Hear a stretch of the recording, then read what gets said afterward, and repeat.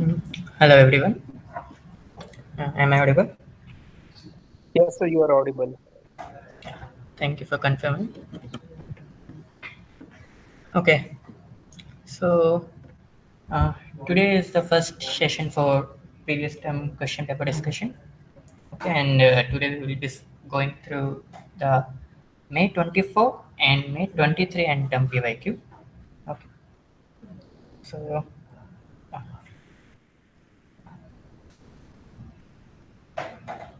let me start sharing my screen.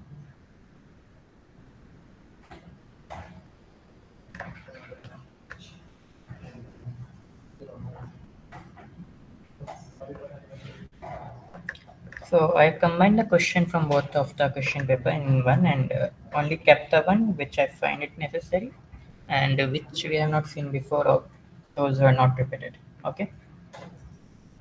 So let's start with the first question which is from week 1 PCA. So when PCA is applied to a certain dataset in R5, eigenvalues of the covariance matrix are 10, 15, 9, 0 and 0 and corresponding eigenvectors are given to us. When we reconstruct the point 1, 2, 3, 0, 0 using the first three principal component only, then what is the reconstruction error? So what do you think will be the answer for this question?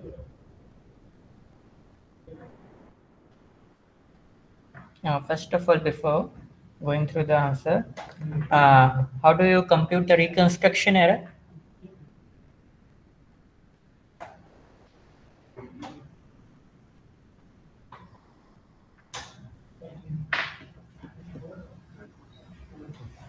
This is from May 24 and May 23.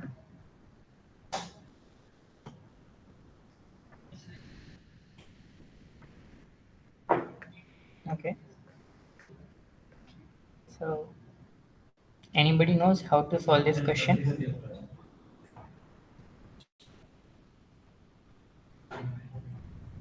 Actual minus predicted, yes. So how will you calculate the predicted, or technically you should say the vector that would be in the new space spanned by the first three principal component?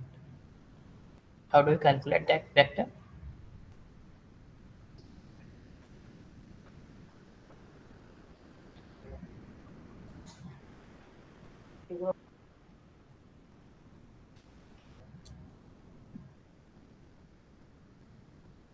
Yes, anyone?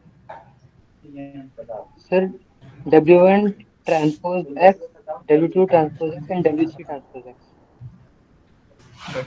Okay, but you should also be multiplied with the vector also. Okay.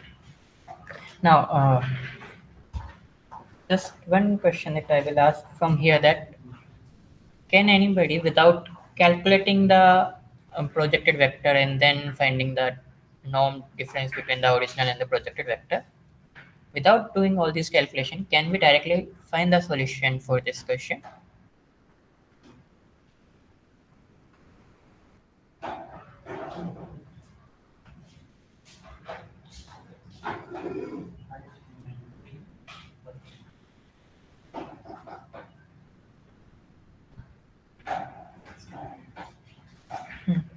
So let's look at the first three principal components. Okay. So W1 is square root of 1 by 2, square root of 1 by 2, 0, 0, 0. Your W2 is negative 1 by 2 square root of 1 by 2, 0, 0, 0. Okay. And your W3 is 0, 0, 1, 0, 0. Okay. So you have to use these three principal components to project your vector. Okay. Now what I'm asking is, without doing the calculation of reconstruction, can you directly find the reconstruction error?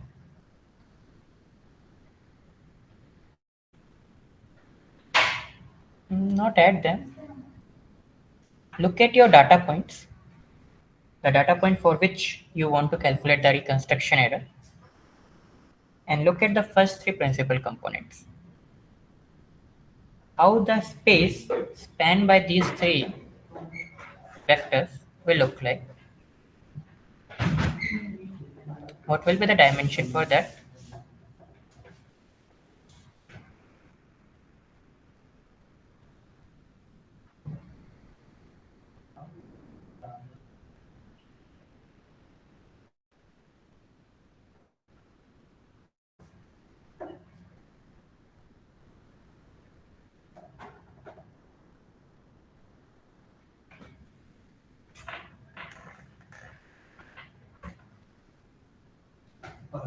Okay, so let's start solving. If you look at these three first principal components, they are independent to each other, right? These three vectors are linearly independent. So the dimension of the subspace spanned by these three vectors would be a three-dimensional subspace in R5. Okay. And the vector for which you want to calculate the reconstruction error also lies in just a three-dimensional space. Okay. So the reconstruction error would be 0.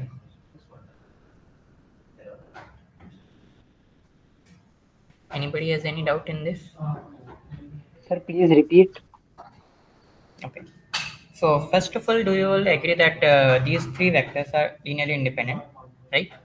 And of course they Yes, are. sir. Okay. And this vector also lies in a three-dimensional space. Okay. Because if it has any fourth term here or fifth term here in this, then the reconstruction error would be something else. But this vector also can be spanned by these three vectors. Okay. So that's why the reconstruction error for this vector would be 0.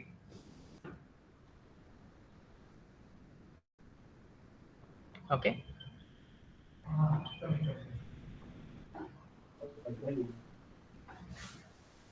Sir, Hmm? Yes.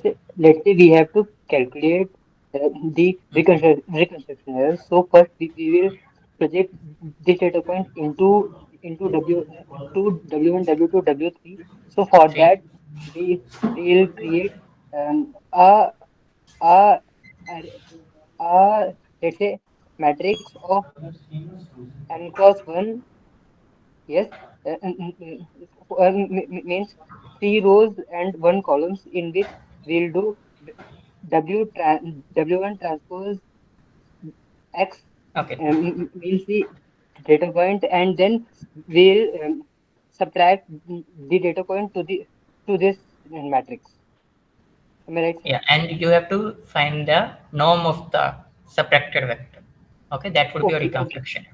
Okay, so if okay, I sir. write it in terms of that, whatever you said, okay, this is your vector x. Yes, Okay, that is now the projected vector. Okay, would be x transpose w1 times w1 plus x transpose w2 times w2 plus x transpose w3 times w3. Okay, this will be your okay, projected vector. The last thing that you will do is just subtract the original vector from the projected vector. Okay, and you have to calculate the norm square of it. okay, Okay, okay, sir.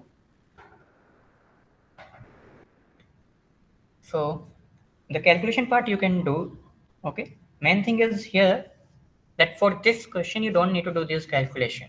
Okay, by observation only for the data point, you can directly tell your answer. Okay, so Yes, that's sir. why the reason that I put this question, because if you know the formula, you can anyway calculate at any time. Okay. In general, the reconstruction formula is 1 by n uh, summation from xi minus xi transpose w times w. Okay. This is for all data points. Okay. The reconstruction error Yes, sir. summation from I equal to 1 to n. Okay. So this is in general reconstruction error that you can apply for any case. The main thing here is the data point that is given to us is can be spanned by just the three vectors only.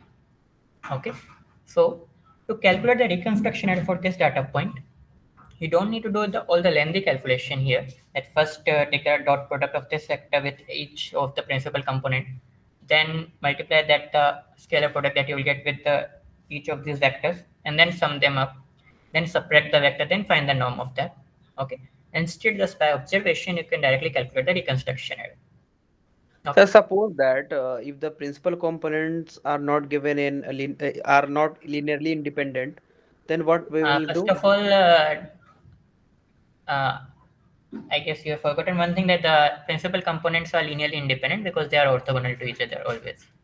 Yes, Okay, so they will always be. so this condition always hold.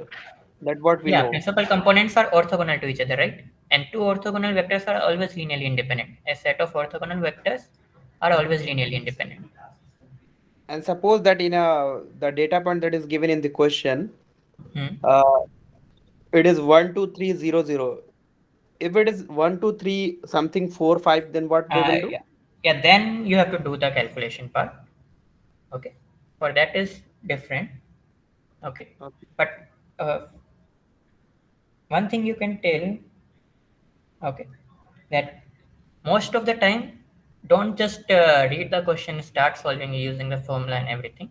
Try observing how the points are looking. Okay, sometimes it might happen that questions are set in such a way that you don't need to do all the calculation, you can directly tell your answer. Okay, Yes, sir. Okay, sir. Thank you, so sir. this paper sometimes might be lengthy, but there might be certain tricks and tips that you can use, okay, from which you can get your answer easily without doing all the calculation part. Okay, so Okay, sir. okay. So should we move to the next question? Yeah, sir. Continue. Sir, like when we take the dot product with them, it will be zero. Like when we calculate Uh, reconstruction error. no. The dot product would not be zero for this vector. Okay, I am talking about the reconstruction error. That would be zero. Okay. But how by observation you said that it will be zero? When you will Uh, when you will minus from actual minus predicted, then it would be 0. Maybe you can once try finding the projected vector. Okay. Try finding Well, that. Yes. can you please repeat once again? What was your observation to go without calculation? So okay. So we are taking the first three data points only, right? Okay. And they can span the third, they lies in a three-dimensional subspace of R5. Okay. So as these three vectors are linearly independent to each other, so the subspace formed by these three vectors would be a subspace in uh, three dimension in R5. Okay. So any vector which would be in the form of, you can say, x, y, z, comma 0 0, okay, where x, y, z are some any real numbers. Okay, for those, if you project them on these three, okay, the reconstruction error would be zero because they can completely reconstruct this vector. Okay, if would have Sir, been a can we say different, that this point can be the linear combination of all these things, so it is in the same space? So yeah, the that error is is also you can say, yeah, yeah. okay. Okay, because this point lie in that subspace formed by these three vectors. Okay, this point This is not lying point, outside of that. this point we can Yeah, get by the linear combination of this. So it is in the same. maybe you can Okay, try sir. also thinking an example in a smaller space like R2. Okay, so for example, if I take an example of line, okay, which is the line x equal to y. Okay, now if I ask you to find the reconstruction error when you project this data point on this line, okay, and then calculate the reconstruction error, what it would be. 0110. Now, if you project this vector on this line, this vector already lying on this line, right? There's some line that is x equal to y. Okay.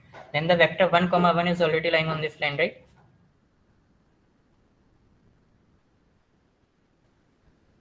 Yes, sir. Yes. Got it. This Okay. is in So if the you project span. the vector on that line, then the projected vector would already be on this line also, right?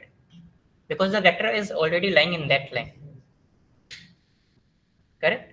Yes, yes. Okay. In the So similar thing is happening here. Because the vector is already lying in the space formed by these three vectors, the reconstruction error would be 0. Okay.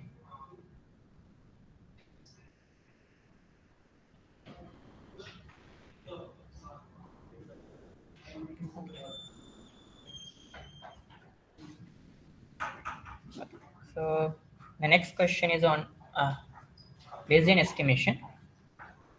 Suppose you have been given a task of estimating the conversion rate of Google Click for new online advertisement campaign. You have collected data from a limited sample of 50 users. So your total number of users are 50, and where 12 of them have converted. Okay. So number of converted are 12. You want to use Bayesian estimation with a prior distribution to provide a more robust estimate of the conversion rate. Assume you have a prior information and you decide to use a beta distribution as your prior. So prior is our beta with the parameter alpha to be 3 and beta to be 4. To capture your prior means, calculate the posterior mean. So first of all, how you can okay, so first question, this problem here, that is the number of users which are converted. Okay, so first of all we can see this problem as a Bernoulli distribution, right? Okay. yes, sir. If you are using a beta prior with the Bernoulli, then what would be your posterior in that case? Bernoulli distribution with beta prior. Do you know what will happen if, let's say, don't repeat it? Always. What happens?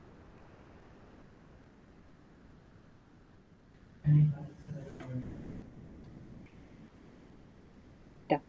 And also you mentioned Beta. Beta. that Good. Okay. that gives a less. So if let's say no, but not correct. Do you know? But so if you have a square bracket around here your beta is alpha comma beta. do you know what this Okay. version of it is called? And your number of heads are some nh. Okay, and you have number of tails. Okay, so if you are using a beta prior, then the posterior would also be beta. But what would be the parameter of that? Sir, n h plus alpha, comma n Correct. l plus beta.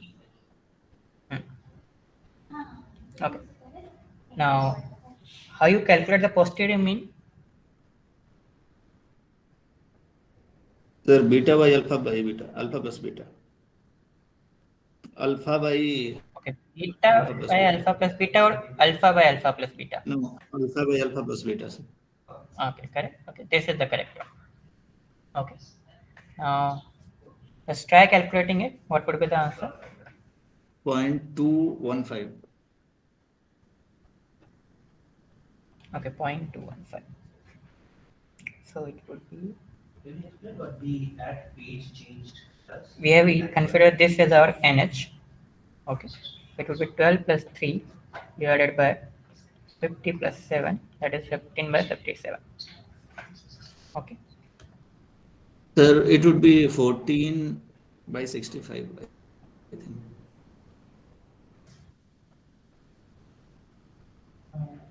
what? We have NH 14 there. by 65.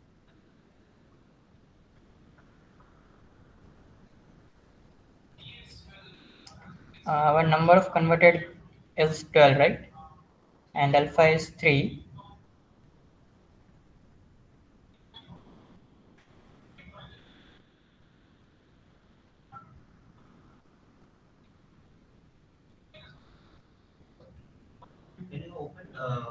part of this code where you are taking a equation be valid? Why do you think it would be 14 by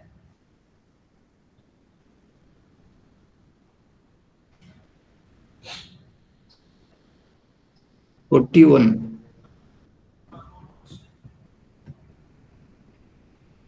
Sir, Yeah. posterior will be the beta distribution with alpha is equal to 15 and beta is equal to 42, na? Hmm. Okay, so 15 Upon alpha upon 15 alpha plus beta. So 15 plus plus 42. 42. so do it 15 upon 57, right?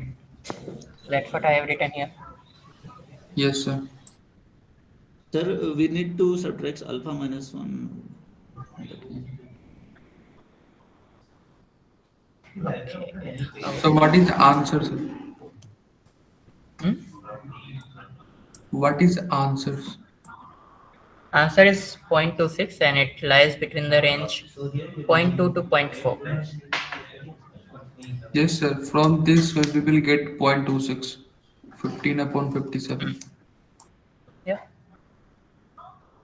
Okay. So maybe let me share some from here.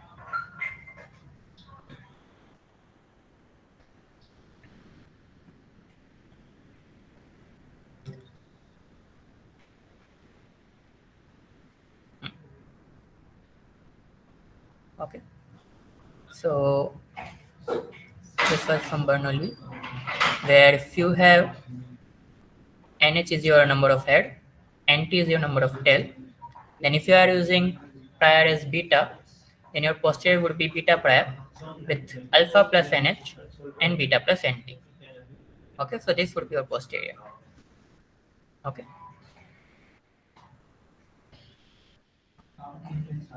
clear now?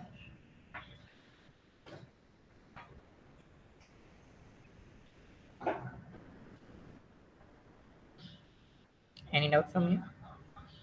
And just by this would be your new alpha and this would be your new beta. So to calculate the mean, it is alpha divided by alpha plus beta.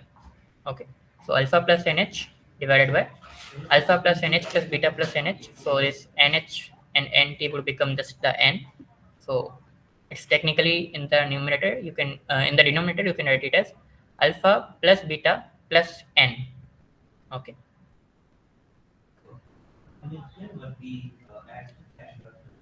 So any doubt from here?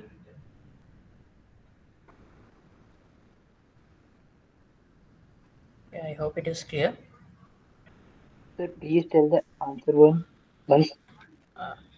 It is lying between the range 0.2 to zero point 0.4 in the question paper, and if you do with this, the answer would you will get is 15 by 57. Okay. So this is your answer. Okay. Okay. Sir, your screen is not visible. Hmm. Is it visible? Is visible. Yeah. Okay. Thanks. Maybe you can try rejoining.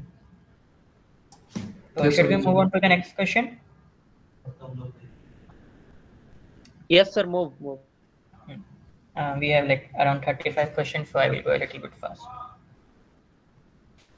Okay. Next question is on ridge regression. Consider a regression problem that has a training and test dataset. Ridge regression is applied on the problem for various values of lambda. The training and test loss are plotted against some function of lambda, which we call f of lambda. Okay. So on the x-axis you have f of lambda. On the y-axis you have regularized loss, in which we are plotting two curves. One denotes the training and other denotes the test loss. Note that the continuous curves are obtained by connecting the points using a smooth curve. What is the most appropriate choice of function of lambda? And the regularized loss is the sum of SSC and the regularized term, and SSC is the sum of square. So given the choice of function of lambda, which one do you think will suit according to the curves given for the training and test loss? I will write the given function. Okay, so these are the 4 options that were given. Out of these, which one do you think will suit or is the best candidate for f of lambda? Sir, 1 upon lambda. How? Sir, because it's increasing exponentially, so that's why we use 1 upon lambda to normalize it.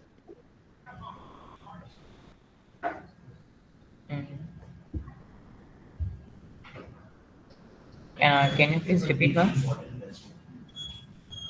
Sir, here in a test data, it's increasing exponentially or rapidly increasing. So that's why we use 1 upon lambda to normalize it.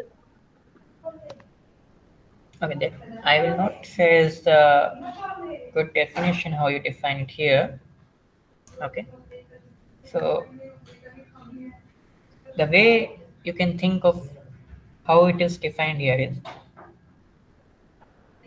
okay. So first, tell me in the ridge regression case, if I increase the value of my lambda, then what do you think will happen to the training and test loss? Will they both increase? Will they both decrease? Or one will increase and another will decrease? Or whether it will be a underfit problem or overfit problem. If I increase my lambda to some high value, let's say 100,000, it will be underfit. Underfit, sir. Okay. And in the underfit case, what happens to the training and test loss? Will they both be high, both be low, one high, one low? Can you Both are repeat high, again? sir. Uh, both will be high, training and test. Okay. In the case of underfit, training and test loss will both be high. Okay. And that is happening when f of lambda is very low, right? When it is low, then both our training and test loss are high. Okay. This is the first observation. Second, what happens when you choose very small value of lambda? Then what will happen to the training and test loss and whether it will be an overfit problem or underfit problem? So it will overfit. And what happens to the training and test loss in that case? Training is less, test is high. Test is high. Okay, that is happening for a high value of lambda. Okay, so you can see here the lambda values and f of lambda values are going in the inverse of both of them. Okay, for a high value of lambda, when your model will underfit and both training and test loss will high, your f of lambda is very low, right? Okay, while when your lambda value is very small, your model will overfit. That would be the case when training is low, test is high, but at that time f of lambda is high. Okay, so they are going in the inverse direction to each other, and from the among option, there's only one option which denotes the inverse relationship with lambda, that is 1 by lambda. Okay,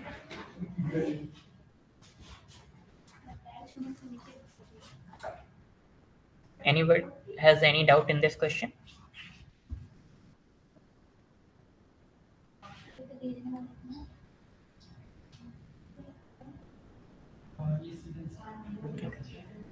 If it an answer, they are given 1 by L2.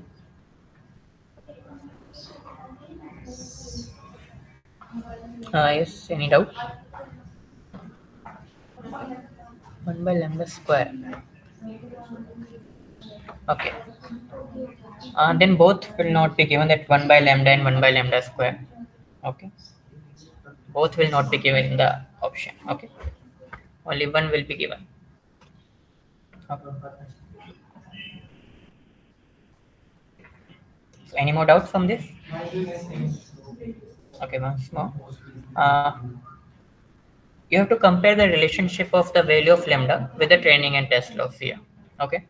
So when your lambda value is very high, you expect your training and test loss to be high because that will be the case of underfit problem. Okay. And that is happening when your f of lambda is very small. While if your lambda value is very small, you expect your training loss to be low and test loss to be high. That is happening when your f of lambda is high. Okay. So f of lambda, that is function of lambda, and your lambda are going in the inverse of direction. Okay. That is when your lambda value is small, f of lambda would be high. Okay. And at that time, because your lambda value is small, you will expect your training to be low and test to be high. While if your lambda value would be high, f of lambda would be low, and that is the case when your training and test both would be high. Okay. Sir, in this figure, basically it's showing overfit model, na? This is plot for different values of lambda.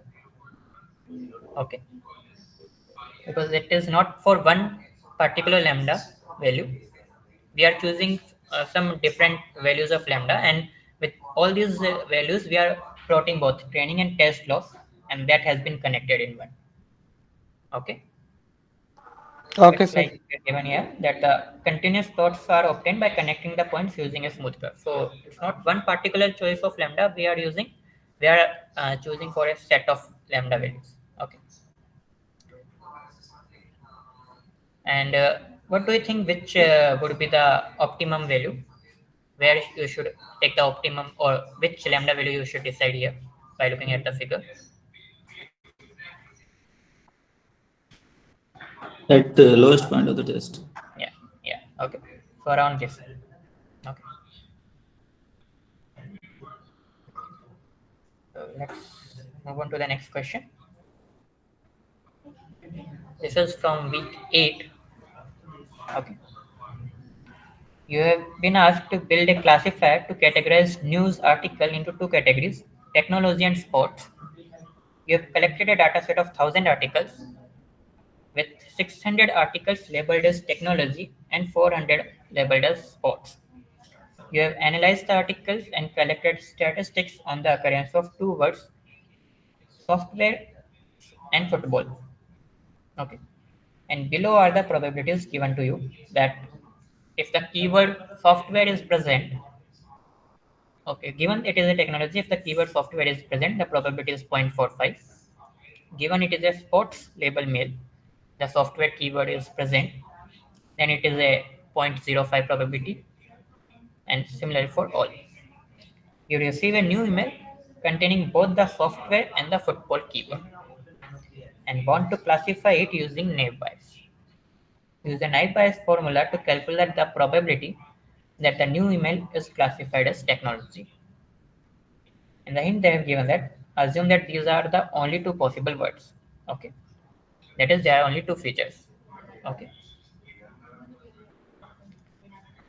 So it's simple enough question. Uh, I will recommend you guys to try calculate the probability once. Okay. So first of all, is the question clear to everyone? Anybody has doubt into the question?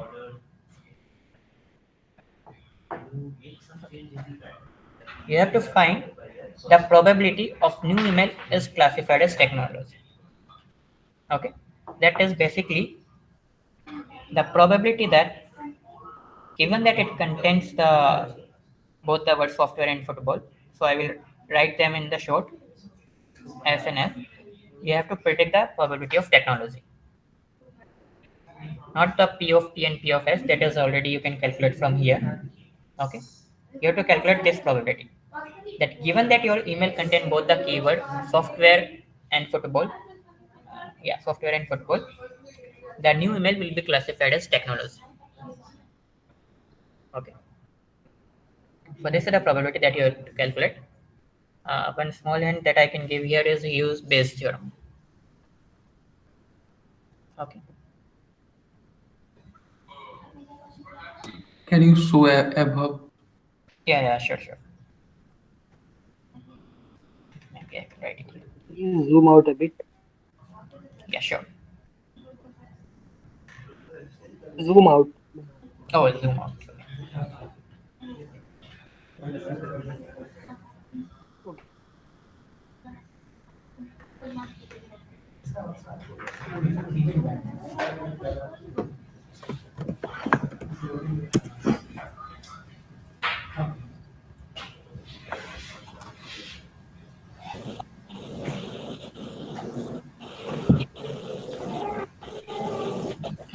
Please mute yourself if you don't have any doubt. Can you scroll up a little bit? A little. Scroll up. Yep. Uh, you are That's asked right. to calculate. You are asked to calculate the probability, not the label. Okay. 0.0454. No, it's not correct. 0.675. That is not correct.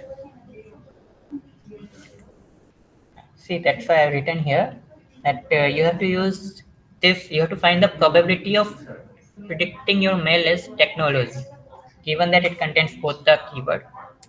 So Okay. what is answer? Answer Can is you point range? in the it is 0.99, around 0.99. So between 0.97 to 1. This is the answer.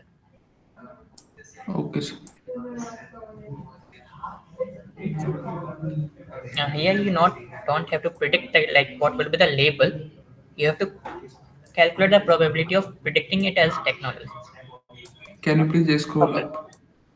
You have to apply Bayes theorem here. Yeah.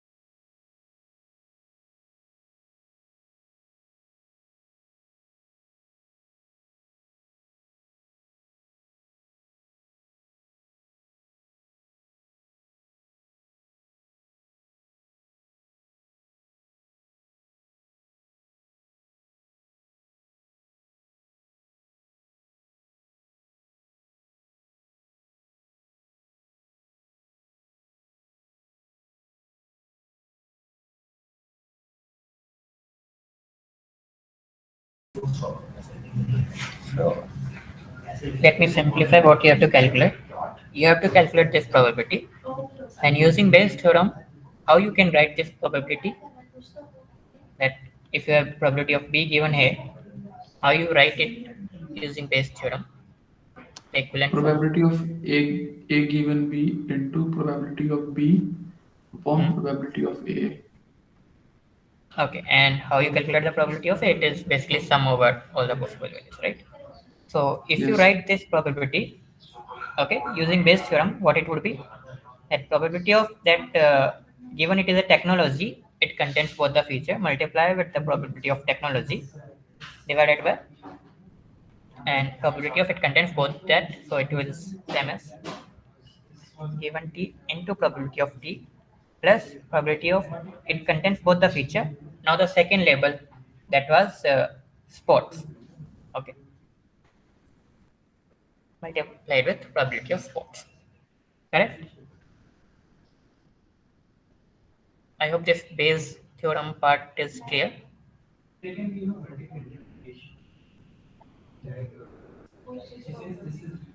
Okay, so this is your numerator. You, yes, any doubt? Please scroll up. So the data. Rest is just to use the class conditional independence assumption that we are using for naive base, and every other thing is given to you in the question. And now the rest is just calculation part.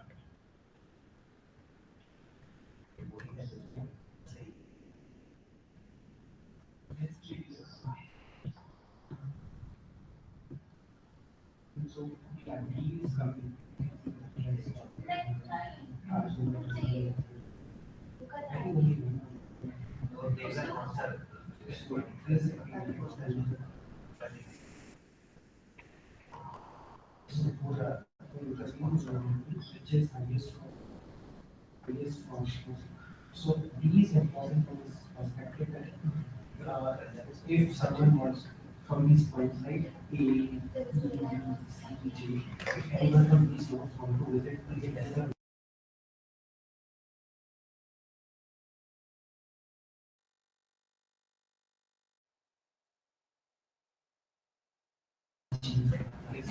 So anybody got the answer?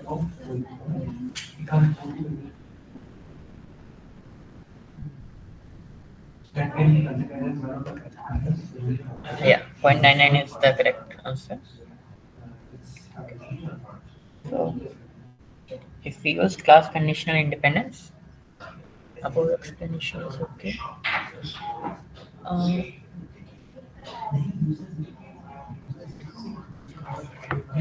0.45 into 0.3 into 6. Yeah, that is correct. It's correct, Harsha.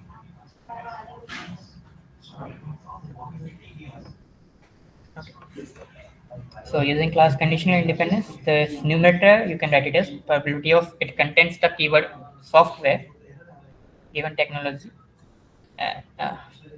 multiplied with probability it contains the word keyword football given technology multiplied with probability of technology divided by again plus. Now here this S is actually sport. Okay, so maybe I can write it as SP. S given SP plus probability of not this. Probability of S given SP into probability of SP. Okay. This probability is software given technology, that is 0.45. This probability is football given technology, that is 0.3. Probability of technology, you can calculate from here that out of 1000 articles, 600 are labeled as technology. So what would be the probability of technology? 0.6. 0.6, okay. So it is 0.6, 0.45, 0.3, 0.6. The probability of sports is 0.4. As given sports. Any software given sports is 0.05. And this football given sports, that is 0.02. Okay. So if you simplify this, you will get your answer approximately 0.99. Okay. The range that was given to in the question, as guess it was between 0.97 to 1. Okay. So anybody has any doubt in this question? I have left the calculation part to you. Okay.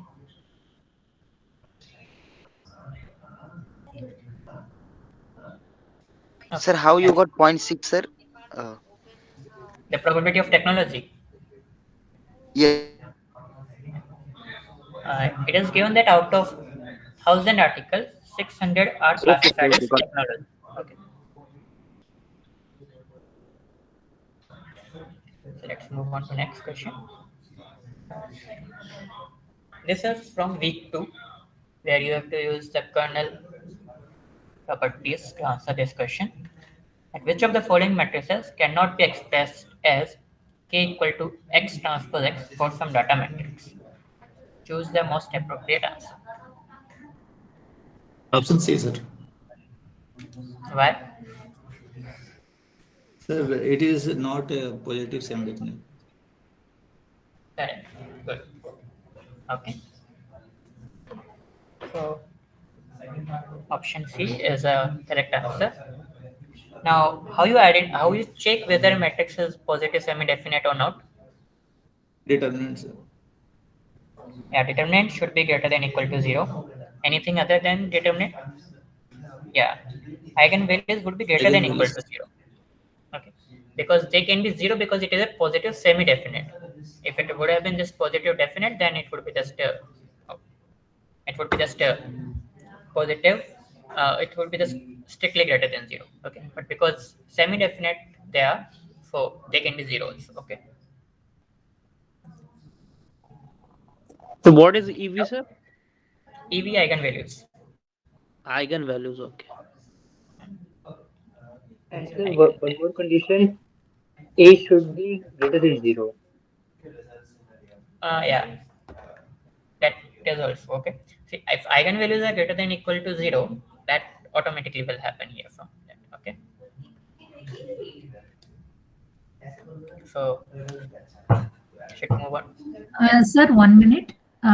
This either determinant is greater than or equal to 0 or any one eigenvalues. See, if eigenvalues are basically determinant is the product of eigenvalues, right? So if eigenvalues both are greater than equal to 0, determinant will automatically become greater than equal to 0, right? Okay, And but if determinant is negative, yeah, suppose if we check only with the determinant, if that is greater than or equal to 0, it is okay. yeah, it is also okay. That Okay, is also. because No if need to determinant find becomes the negative, eigenvalues, right? hmm? No need to find the eigenvalues. Only we can check with the determinant. Yeah, okay. Okay. For 2 cross 2, it won't be any problem with this. Okay.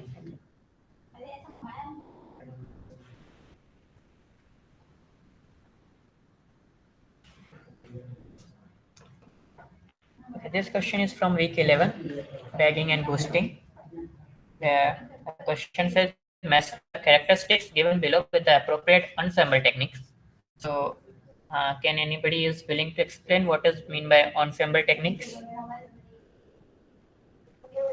The process where we use weak learners as a model and aggregate. Uh, the correct is just like Harsha said, aggregation of models. Okay, because ensemble includes a method where you use weak learners also. Sometimes you use uh, okay. So it's not necessary that we only use weak learners. Okay. So like in the baking, the learners that we use are deep decision tree. Okay, they are not weak learners. Okay, just a minute.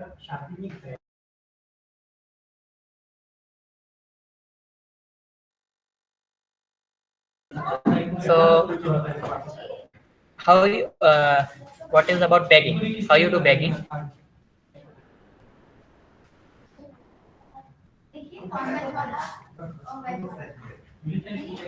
Anybody is willing to explain? Please,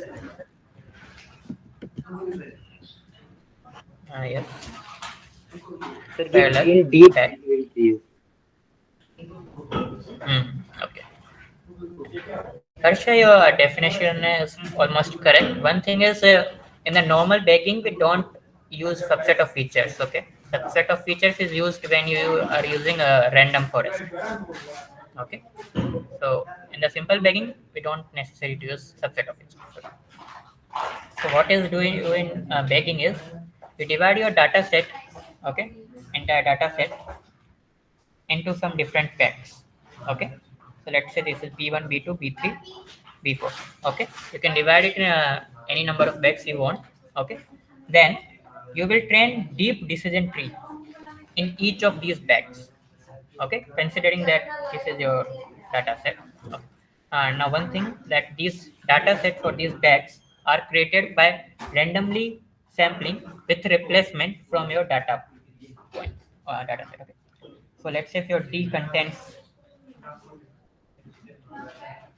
these 5 data points, okay, and you are created one bag, then it might happen that some data points might be repeated, okay, while in other bags, okay, okay. So these are the different kind of bags that you can create, okay, because you are sampling with replacement, okay. So it might happen that in one bag, not all the data points are there, and some of them might be repeated. Okay, just like here that 2 and 3 are getting repeated because you're sampling with replacement. Okay, so that's how you create bags. Then you will train deep decision tree on each of these bags. Okay, yeah, as the Harsha said, 60, there's the one probability calculation that 63% of the data points are unique. You will train deep decision tree on these bags. Okay, and then for the final prediction you will combine the result of each tree. Okay, so that's bagging. So what about boosting?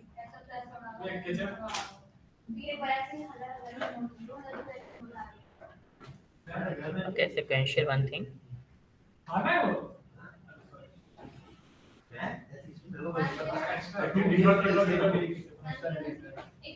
One feature at a time in system.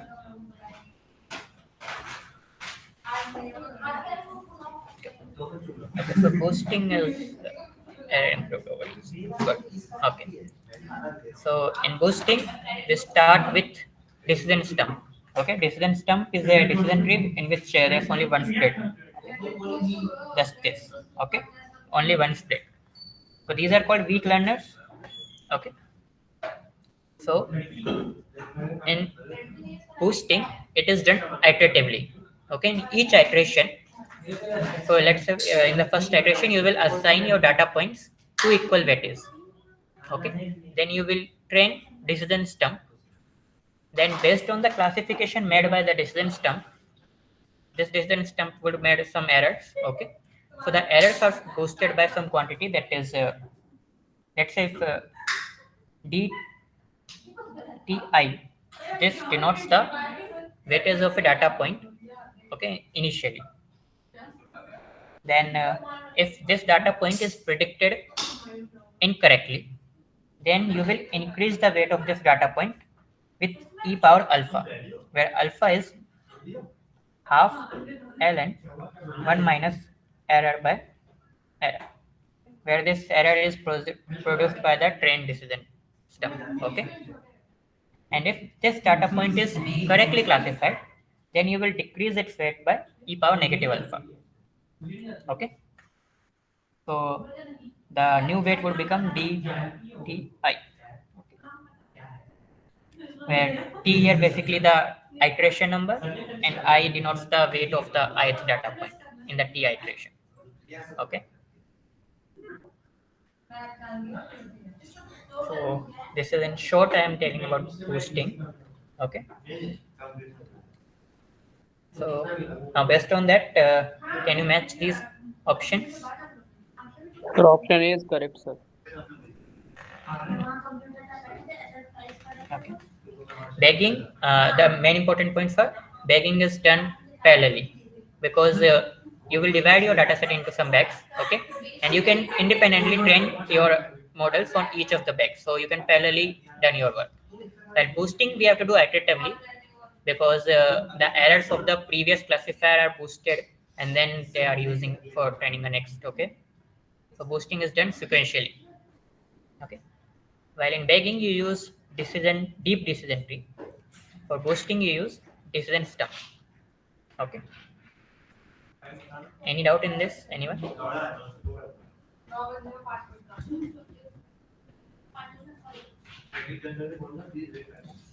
Okay,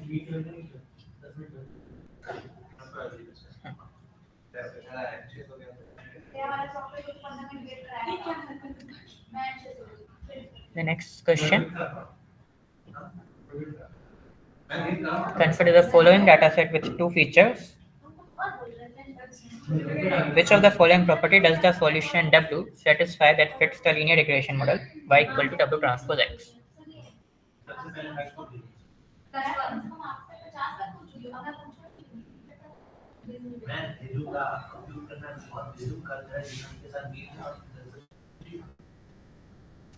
What do you think will be the answer?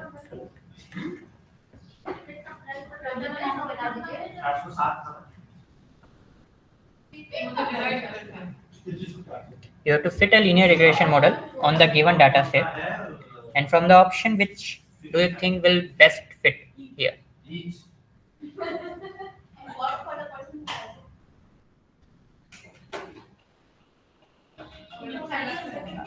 Look at the data points, how they are defined. Okay. Now, based on that, what do you think will be the answer?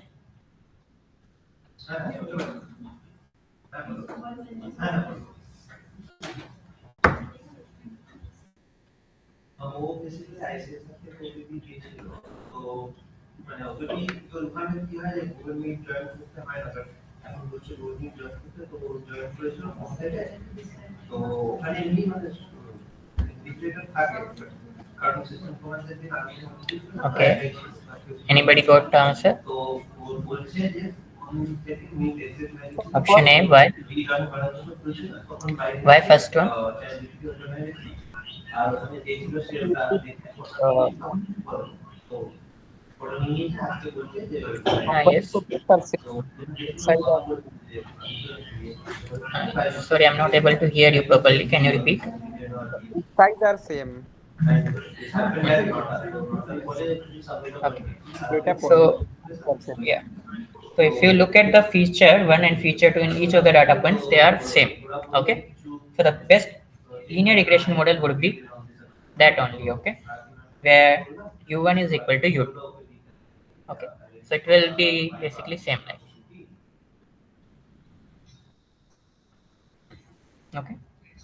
So I guess it satisfies the way data points are. Yeah, that is also same. Okay. It satisfies the way that data points are presented. Okay. So any doubt in this? Yeah, correct. Okay, if the pattern was not given, then something would be given, and then you have to choose use based on the minimum SAC.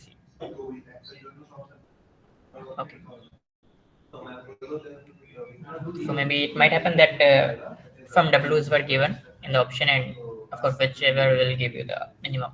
Or maybe the best way would be just if you go with the normal equation, that is XX transpose inverse XY.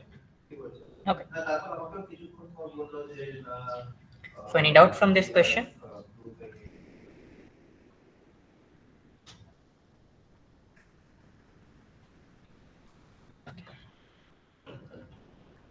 The next question, it is again based on decision tree.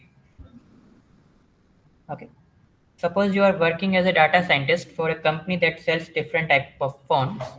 You are given a data set consisting information about the customers and whether they purchased a phone or not. Okay. The data set has three features: age group, income level, and location. Okay. So for example, customer Nikita is young, income level high, location urban, has purchased phone. Customer Karthik, senior, low, suburban, yes. Vishal, young, low, okay. Ram and Shrikant.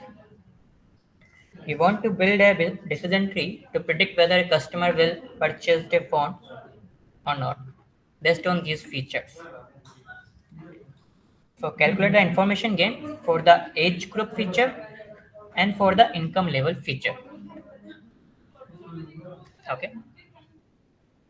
So I will give first of all, question is clear to everyone.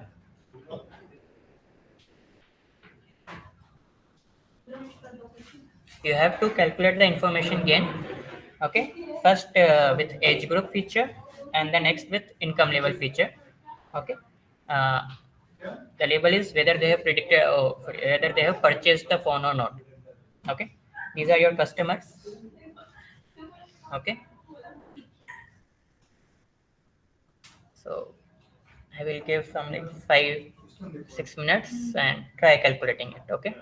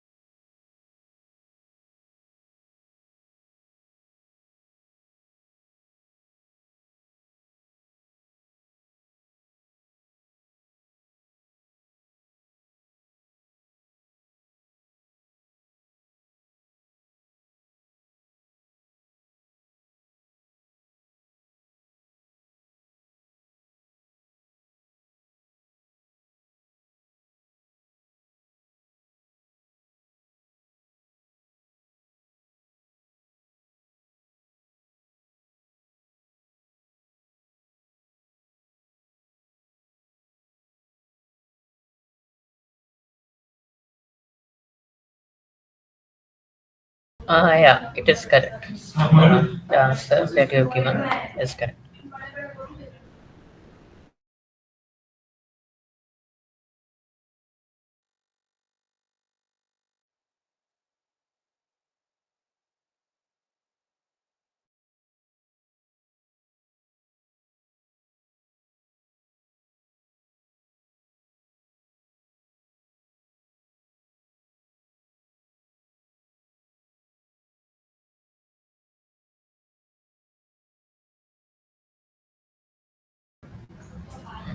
Yeah, it's correct. Okay.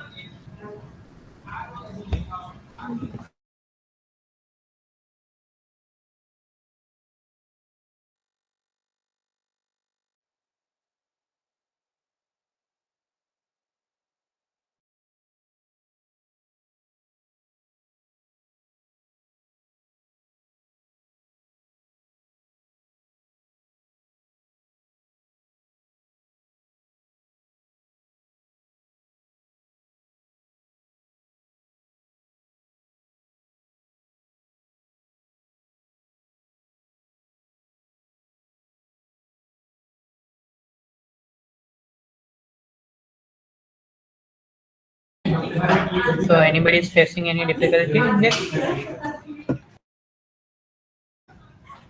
Yes. So what's the problem that you are facing?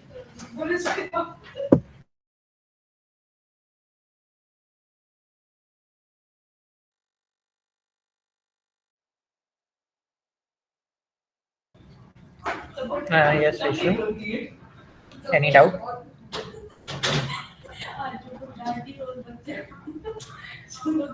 Cannot understand.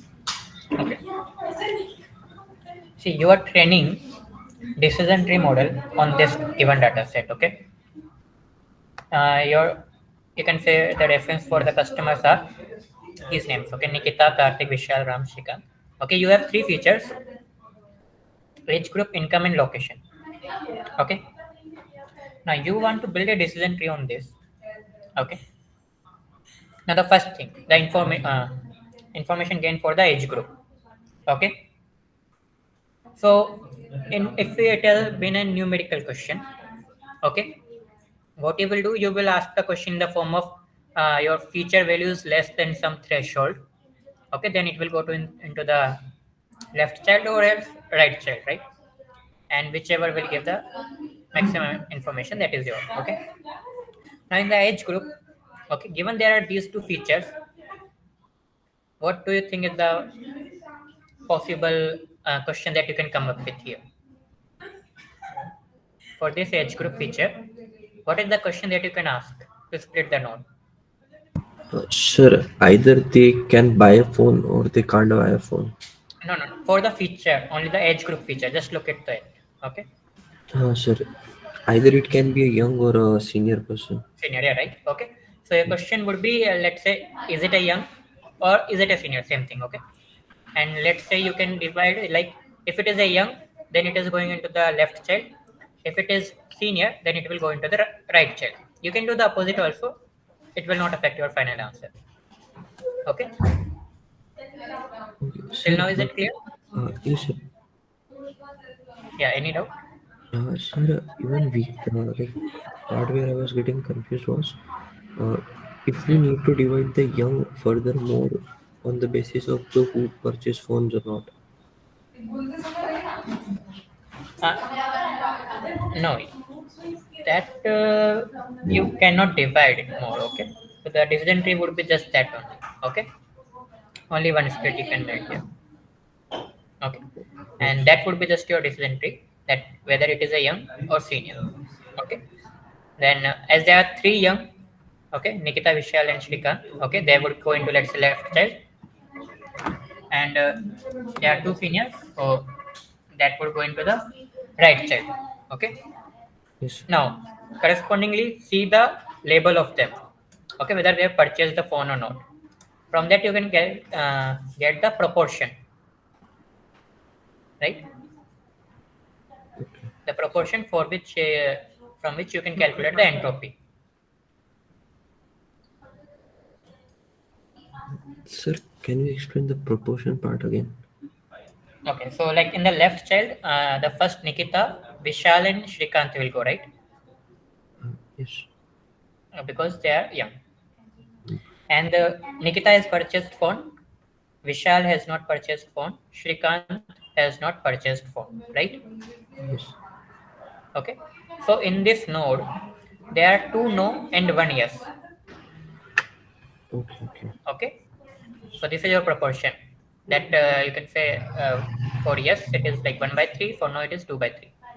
Okay. Now you know the proportion, you can calculate the entropy. Yes, sir.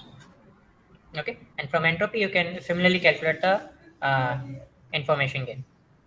Okay. And same thing you can do for the income level. Divide it based on high and low. Yes. Okay. So try doing it and see if you can get the answer. Yes, sir.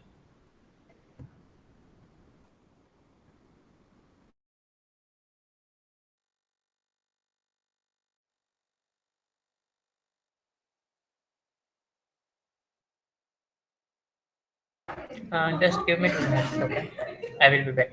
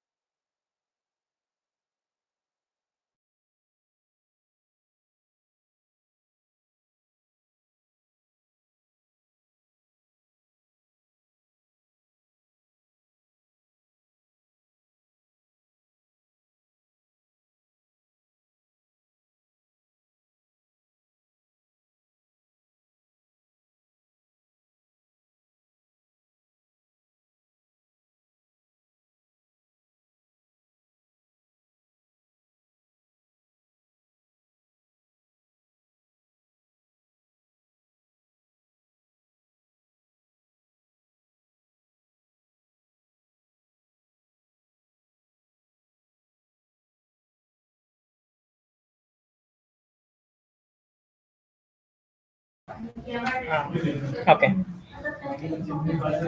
So I will solve for one, okay, age group. So as I said, you can draw your tree like, okay. Your question can be, is it young? Okay, you can change your question also, is it senior? Okay, same thing. So if it is young, Nikita, Vishal and Shrikant will go in one group. Let's say here. So Nikita, Shrikant and Vishal. Okay. And Karthik and Ram will go in the right child. Okay. And if we see whether they have purchased phone, Nikita has purchased phone while Vishal and Shrikant not. For Nikita, yes. Shrikant, no. Vishal also, no. Okay. While if you see for the right child, Karthik and Ram both have purchased phone. So you're saying yes. Okay. Now in the left child, you know the proportion that out of 3, 1 has yes. Okay. So the proportion is 1 by 3. Okay. Entropy formula is negative p log base to p minus 1 minus p log base to p. Oh, sorry, 1 minus p. Okay. Use this proportion. Okay. Put it in this formula. You will get your entropy of left child. Okay. Now, can anybody tell me what would be the entropy of right child without calculating this? It would be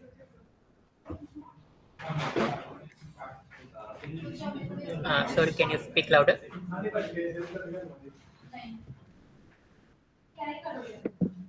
So it would be 0, sir. Yeah, correct. Okay. It would be 0. The entropy graph goes like this. Okay. It lies between 0 and 1. Okay. And the maximum value is attained at 0.5. Okay. The x-axis here denotes the proportion. Y-axis denotes the entropy value. So if proportion is 0 or 1, that is in your node, either they are only the positive class or either they are only the negative class. Just like the case here, as in this node they are only yes, so the entropy value would be 0 for this node. Okay, so entropy of right child is 0. Okay. Now if you calculate the entropy of left child, okay, it could be somewhat around 0.9688. Okay, and the remaining thing is entropy of the parent child. Okay, so in the parent child, if you see, you can just directly check for the proportion. Okay, so in this there are 3 yes and 2 no, so out of 5 there are 3 yes. Okay, so for the parent node, the proportion is 3 by 5. Okay, so you can calculate the entropy of parent using the same thing. Okay, that's negative 3 by 5 log to 3 by 5, negative 2 by 5 log to 2 by 5. Okay, then for calculating information gain, what is the formula for information gain? The entropy of P, entropy of parent minus weighted entropy of both left and right. And the weighted is given by basically the proportion of data points that are going in that node. Okay, okay, not plus entropy of left plus 1 minus gamma entropy of right. Okay, where this gamma is basically the proportion of data points going into the left child. So as we started with the 5 data points, in the left child there are going 3 data points. Okay, so this gamma value would be here 3 by 5. Okay, so if you just simplify it, you will get your answer to be around 0.39 something. Okay, the range for this question is 0.2 to 0.4. Okay, similarly you can try for the income level feature also. Any doubt now?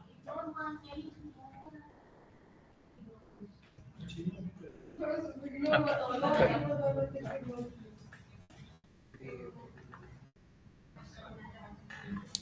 Okay, next question. Consider a hard margin FEM that has been trained on linearly separable dataset with the positive margin. 2 test data points are given below with a decision boundary in the supporting hyperplane. Which of the following is true? So the options are about the predicted label of the data point x1 and x2. So what would be the label of x1 here? If The this level dark of line X is your, yeah, label of x1. would be 1. Okay, what about x2? It would be -1. Okay. So anybody has any doubt in this? It's simple trivial question. This is your decision boundary. This denotes the direction of your W vector. Okay. For W transpose X greater than equal to 1, or equal to 1, this is your supporting hyperplane. And for negative class, this is your supporting hyperplane. Okay. All the data points that will lie in the direction of the weight vector W, okay, that is this, will be classified as positive, while the remaining that will lie on the opposite side will be classified as negative. Okay. So from that you can just directly tell that x1 will be positive class and x2 would be negative one. Any doubt in this? But one question, sir, Hmm. this is a hard margin SVM. So why these points are lying between the hyperplanes? It would be They are test on the data hyper. point. They are test data point. Okay. Once we have trained our model, okay, we technically don't need this supporting hyperplane at the end. Okay. At the end, we only need the weight vector W or maybe the decision boundary. Okay. So the test data point can lie anywhere. Okay. In the Okay, hard sir. margin case, training will lie on or beyond the margin. Okay. After the training of model, we will remove hyperplanes. I mean. Yeah, because only thing we need is the classifier boundary. Okay. And from that only you can predict. Okay. Okay. Yeah. Any doubt? No, no. In the previous question, what you did after you like partitioned like those group? Okay. After partition, we have to calculate the proportion of the class, right? To calculate the Yeah. entropy. Okay. In this left child, where we are taking all the young feature customer, then there's only one yes class and other two are no. So the proportion of this would be 1 by 3. Yeah, 1/3. Okay. And for here, you can take the proportion to be 0 or 1, depends on you. Okay. And then based on the proportion, you can calculate the entropy using this formula, right? Yeah, yeah. I left. Okay. No? And similarly, you can calculate the what you said, entropy of the parent node. Okay, based on the proportion. Like out of 5, 3 are yes, so you can take the proportion to be 3 by 5 and calculate the entropy of parent. Okay. Then Yeah. using this formula, you can calculate the information gain. Okay. Okay. The next question.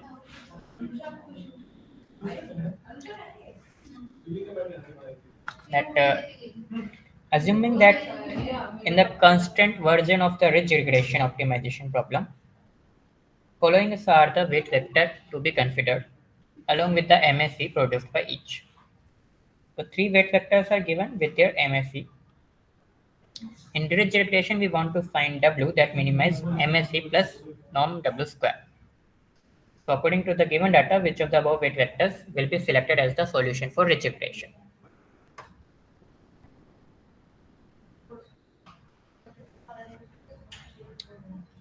So how you will check it here?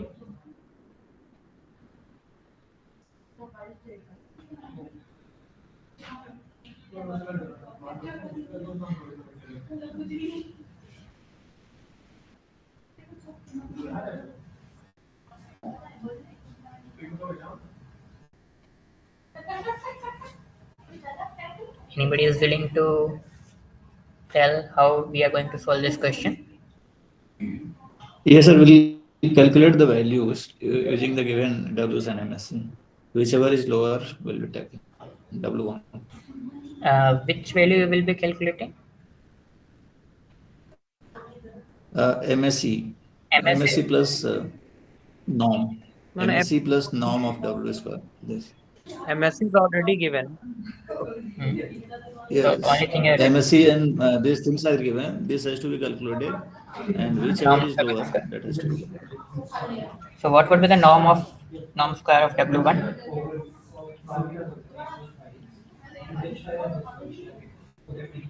18. 18. 18. What is norm square of W2? 12. Okay. What is norm square of W3?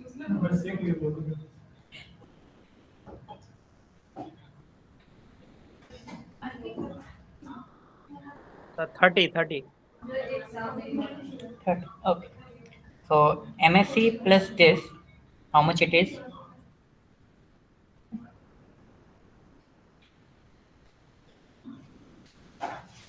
Or 43. Okay. Now for second. 47 and 45. Third, 45. Good. Okay. So which one should you pick? So W1. Okay. That's the answer. Any doubt anyone in this?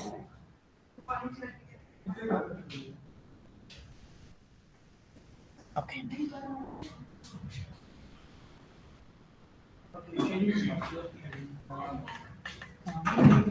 Next question is the result of k-means clustering on a data set of 8 points is displayed below. 4 points belong to the cluster denoted by the square symbol and the rest belongs to the cluster denoted by the X symbol. The cluster boundary is a line such that the points lying on it could belong to either of the two clusters. Which of the following is the equation of the cluster boundary? So, how you will calculate the equation of the decision boundary here?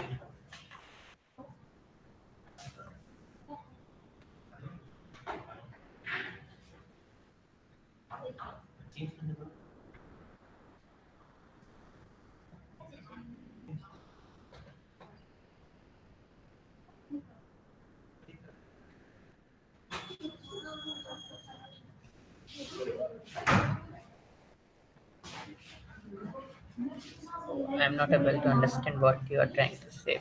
X equal to negative S set transpose y or what? Something transpose y. Okay.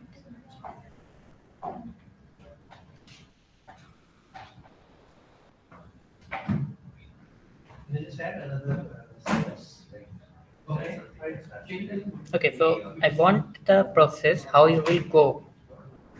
Sir, Hmm. it will be the line perpendicular to the line joining -2, -2, -1, and 2, 1.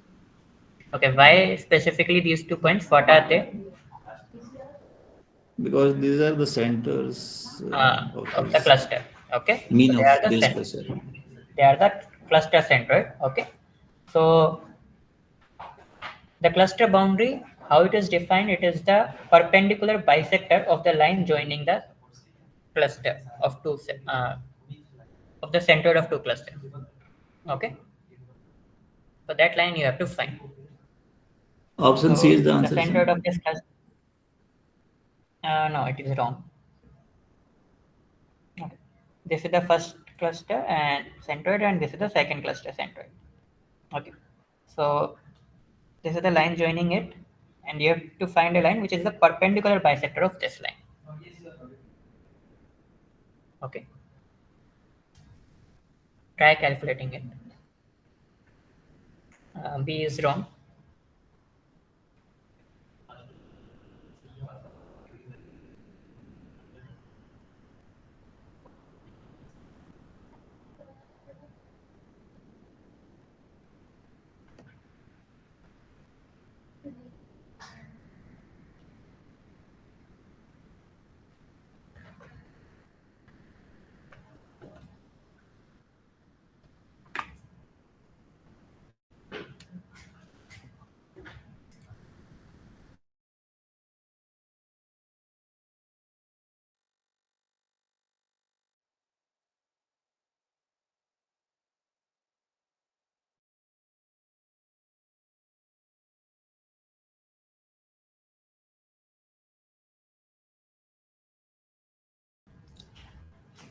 Yes, A is the correct answer.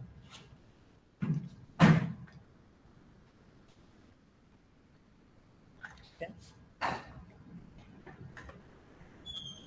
So, anybody would like to tell the process to find the perpendicular bisector of this line?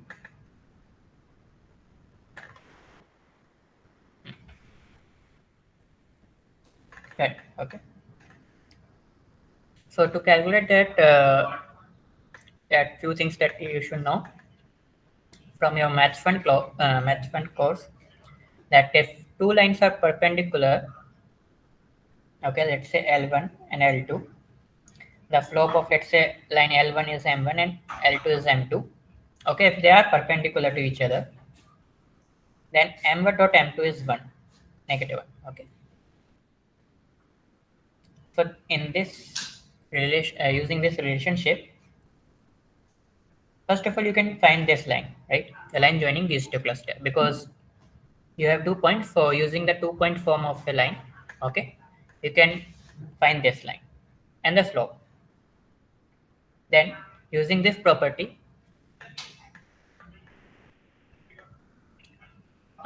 yeah, that is also you can do it here. Okay, that will also work fine. Okay, but if I'm talking in general, okay, using this property that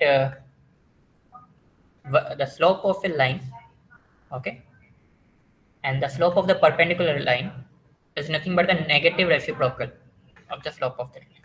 Okay, so given these 2 points, if I want to find the, let's say this is your L1, okay, then what would be the slope of L1?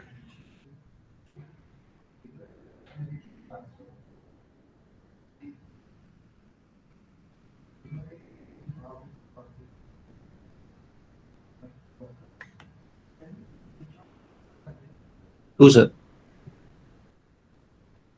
Okay, then from that, what would be the slope of the line is, okay, Now, one thing we also know that the line will pass through the origin, and that is also the midpoint of this line. Okay, that you can calculate just by adding these 2 points. That what would be the midpoint? Okay, so this point would also be the midpoint. So now you know that the line will pass through the origin, and it will have a slope negative 1 by 2. Okay, using slope point form. Okay, that is y minus y1 equal to m into x minus x1. Okay, you can find the equation of this line. Okay,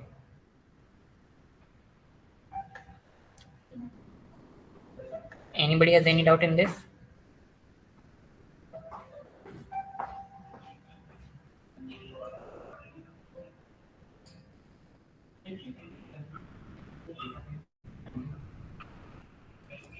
Should we move to the next question? Sir, option A or option D? Option A is the correct. Okay.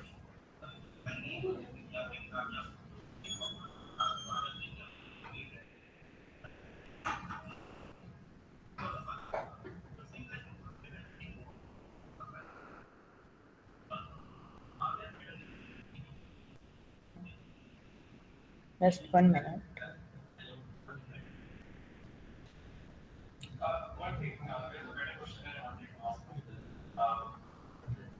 Okay, just a minute. The slope is reversed. The slope of this would They be said 1/2. 1 by 2. Okay, so the slope of the perpendicular line would be negative 2. Because your points are 2, 1 and negative 2, comma negative 1. So to calculate the slope, that is y2 minus y1 divided by x2 minus x1. Okay, so 1 minus minus 1 divided by 2 minus minus 2. That is 1 by 5. 2 by 4, 1 by 2. Okay, so slope of this line is 1 by 2. The perpendicular line will become negative reciprocal, that is negative 2. Okay, now it's okay. Okay, I hope there's no more error. You will get the answer. Okay, as the line will pass through the origin, so y minus 0 equal to negative 2 x minus 0. So y equal to negative 2x, that is 2x plus y equal to 0. Okay, here we are using x and y. Here it is using x1 and x2. Okay, that's all. Okay, so let's move on to next question. A hard margin SVM is trained on a linearly separable dataset with the positive margin. The features are in R2. Optimal weight vector is 3 by 4, 3 and 4. Find the distance between two supporting hyperplane. So how you calculate the distance between two supporting hyperplane? Sir, 2 upon norm of W. Okay.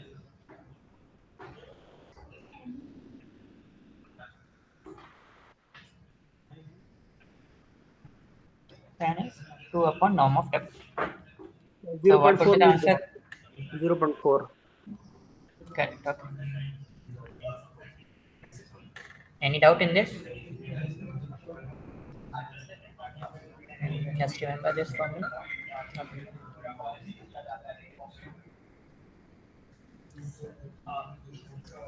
Okay, the next one is just simple calculation about the information gain again. Okay, this time in terms of numerical values now. Okay, that in the parent child you have 200 data points, out of which 50 belongs to the positive class. So in the parent child you have 200 data points in which 50 are positive. So how many left with negative? 150, Sir, right? So what would be the proportion of parent? Proportion of data points belonging to positive class. What would be 1 that by in 4. parent check? 1 by 4. Okay. Now next question next is the left child has 100 data points. So 100 data points goes to the left. So 100 would go into the right also. Okay. Out of which 50 belongs to the positive class. So out of these 100, 50 are positive. So remaining 50 should be negative. So what would be the entropy of this node? 0.5. Why? Because it's halfly distributed. Correct. Okay. So because the proportion is 0.5, the entropy value would be, oh sorry, it should be 1. Okay.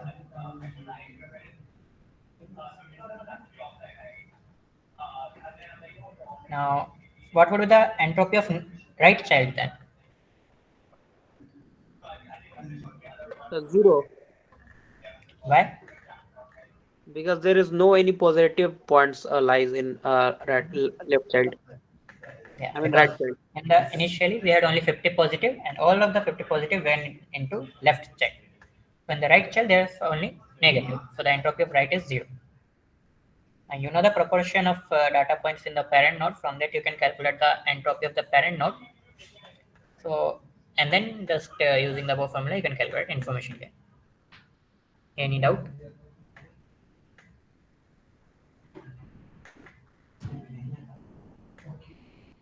I'm lefting the calculation part. Okay, just try doing it once. Okay. This what you calculate, that is probability, no? That is P.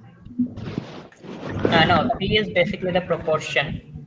Okay, proportion of data points to a particular class in the node. Okay,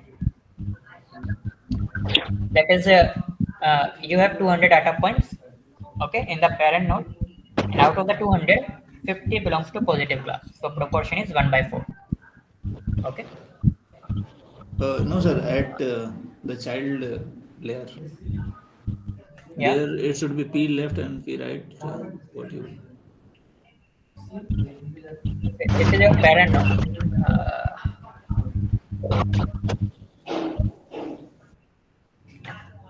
this is your parent node. Okay, in which you have split it into left and right child. Okay. So in the left child, 100 data points went, and in the right child, the remaining 100 will go. Okay. In the left, out of these 100 data points, 50 belongs to positive and 50 belongs to negative. Okay. Because the proportion here is 0.5, that is 50%, 50 data points are red and 50 data Yes, points yes, are yes. negative. Got it. Okay. Got it. Okay, okay. Directly it can be calculated. Okay.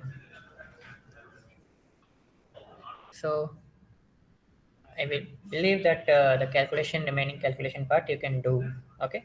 I will maybe directly tell the answer. Answer is around 0.3 1. Okay. So that would be the answer, around 0.31. Okay. So here gamma would be 1/2, right, for the parent? Yeah. For the parent, not the gamma, the entropy of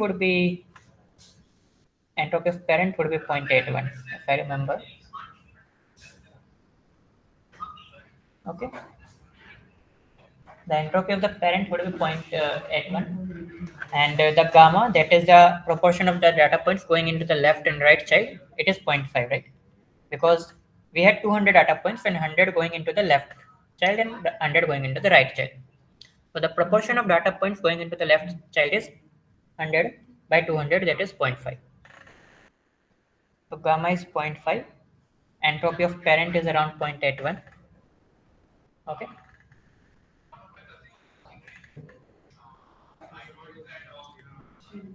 Now any doubt?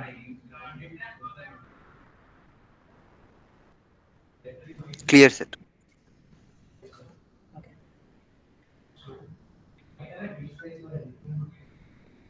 Next question.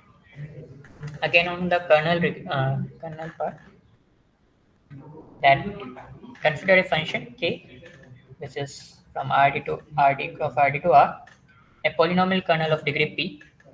If the AB. kernel always, yeah, correct, okay. If the kernel always outputs a non-negative value, then which of the following are possible values of p?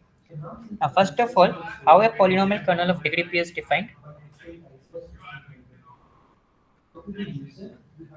Sir, 1 plus x transpose y over the p. Okay. So we want to find a kernel which will always output a non-negative value. So and the answer is already spoken. That is 2 and 4. Now the reason. What is the reasoning behind it?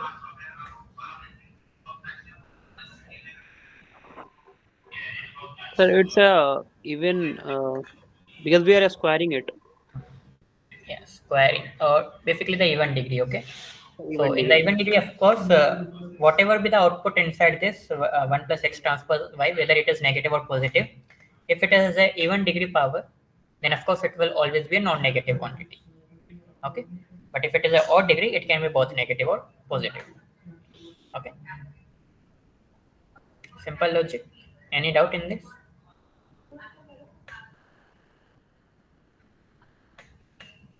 Sir, if it's have been a negative value output, then Uh, 3 5 if could be. yeah. Okay. then it won't be asking that the always outputs are negative, because in the 3 5 both case possible, positive or negative, right? It, the 3 and 5 cannot always output negative value, correct? Yes, sir. Okay. So it won't be always. It might happen that the question might be which of the following cannot output a negative value. Okay. So in that case, yeah, yeah, this will be shared. Okay. It will be uploaded in the. I will tell you the location in the end. Okay. And in the master folder. Next question is interesting. Okay. For this question, try reading each statement, and for that, try to estimate all the conditions that can happen. Okay. Question says consider a training data set of 100 points for a binary classification problem with the following structure: that our features are in positive 1 or negative 1. For every data point in the pair x1, x2 and the label y in the training data set, x1, x2 are strictly greater than 0 and x1, y are greater than 0. And which of the following statements are true? Try to think and then answer.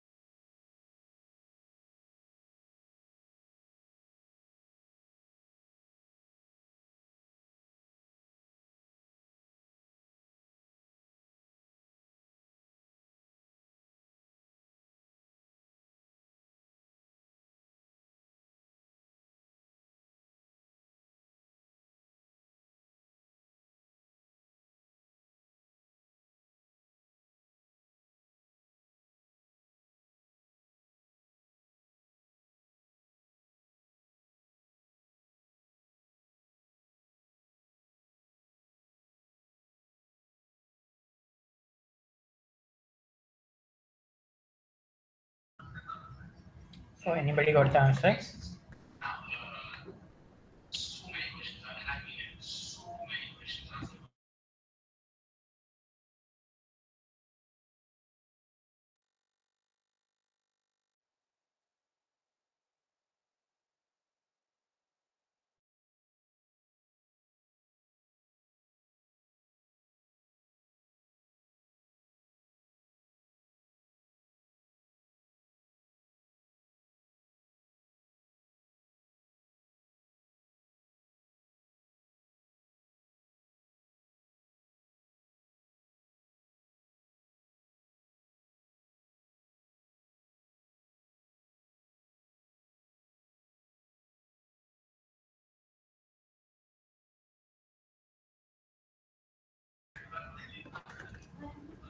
Okay, the A and B answer are correct. What is your explanation behind that?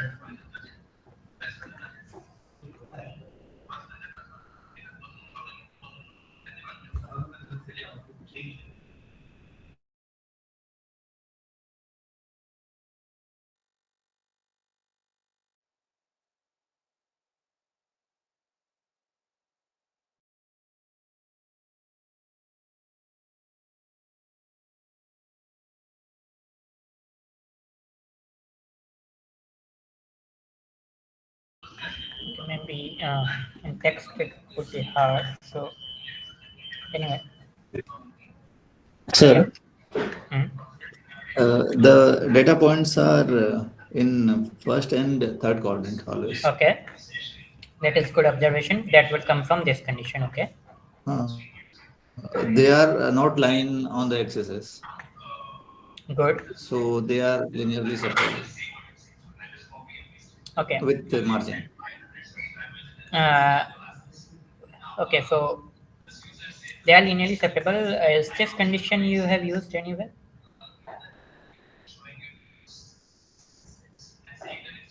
Have you used the second condition? Because without second, you cannot tell that whether they are. Yes, sir. Okay, so what did you get? What type of info did you get from the second condition? So it would be in the first quadrant. Okay. See, okay, let's start from one by one. So the first condition, that is x1 and x2 are greater than 0. So this is your quadrant. Here it is your x1, here it is your x2. In the first quadrant, both x1 and x2 would be positive. Second, x1 is negative, x2 is positive. Third, both are negative. Fourth, positive, negative. So first condition tells that x1 and x2 are greater than 0. It is just greater than, not greater than equal to. So that can only happen in the first quadrant and third quadrant, right? Because the second and fourth in the S quadrant, x1 times x2 would be negative. Okay. So data points can either lie in the first quadrant or third quadrant. And because it is strictly conditioned, the data points cannot lie on the axis. Okay. They have to lie beyond the axis. Okay. Now what does second condition tells? That's what I want to know. At x1 times y is the label of the data point, is strictly greater than 0.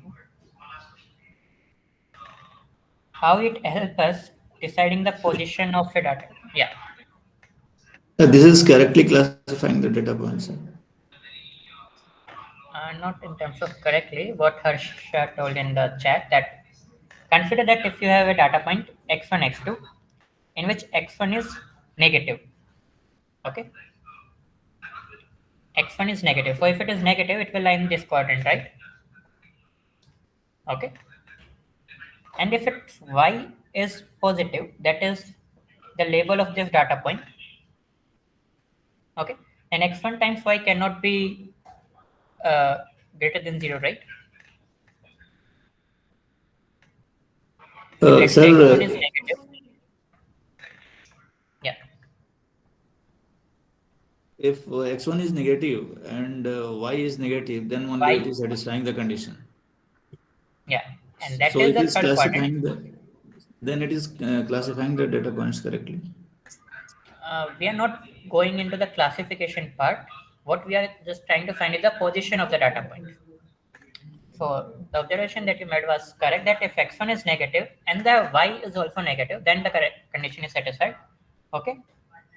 Or the another way can how it can happen is x1 is positive and y is positive, right? Okay. In all other pairs, this second condition would not be satisfied. Like x1 is negative and y is positive. Okay. So that is the data points lying in the third quadrant having label 0 is not having a positive class label is not possible. Okay. So from these two, you can tell that all the negative data points has to lie in the third quadrant, right? And similarly, all the positive label data points has to lie in the first quadrant.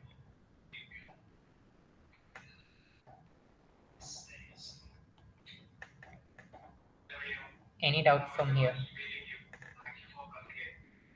Because otherwise, this condition that x1 times y is greater than 0 will not be satisfied.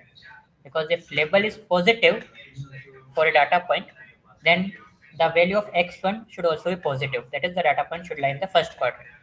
If label is negative, then x1 value should be negative, and that means the data point will lie in the third quadrant. Okay. If the second condition was not given, then we cannot say that the data points would be linearly separable, because I can mark some green points here also and some red points here also. Okay, so then your data points will not be no longer linearly separable, right?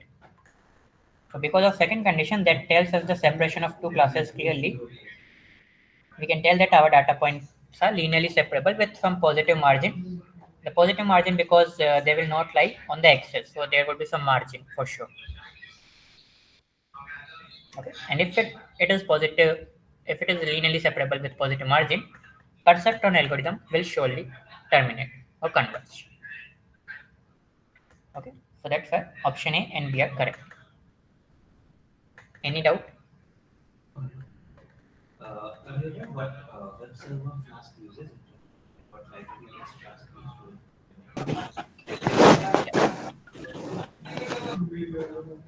Okay, no doubt. Yeah. Let's move on to next question. It's based on logistic regression, that we are training a logistic regression on a binary classification problem, and our labels are 1 and 0. We have given the test data point 1 1. Okay, and the probability that the test data point 1 1 belongs to the class 1 is equal to this. Which of the following could be the weight vector of the logistic regression classifier? A and B. Correct. A and B. Now how? Sir, as we know, 2 equals to negative of W transpose X. So let's go from the sketch that for a logistic regression model, okay, how the prediction is given that the sigmoid function value of W transpose X, if it is greater than equal to some threshold, then we will predict it as, let's say, class 1, else we'll predict it as class 0, right? How sigmoid function is given?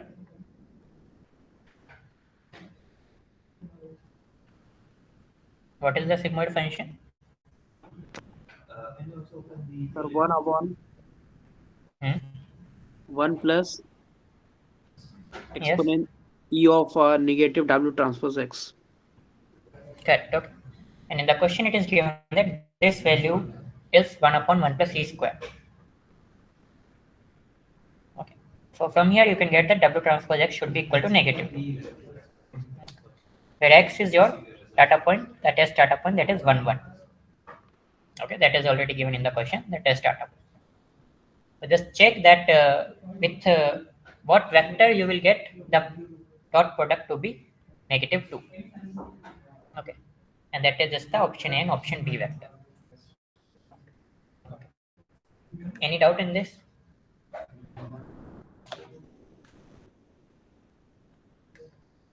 So, did you use any shortcut to? No, no shortcut.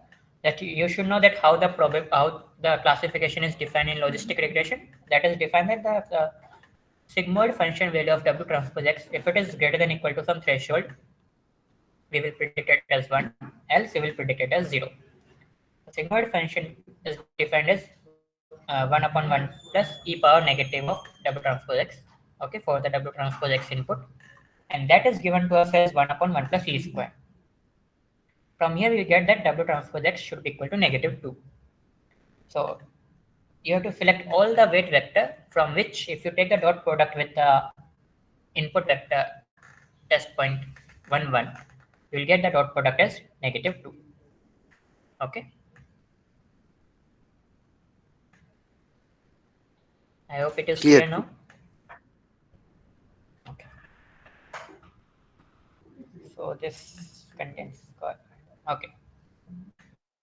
So we have some sub question based on one question that consider a linearly separable data set with the positive margin. The symbol alpha I star in the context of SVM has its usual meaning that it is the dual solution. Are the following statements true or false?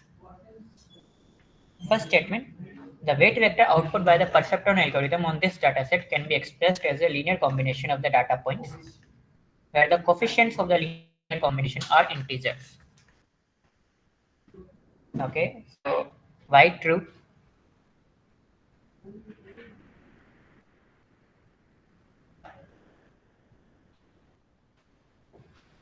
Yeah, so, linear separable.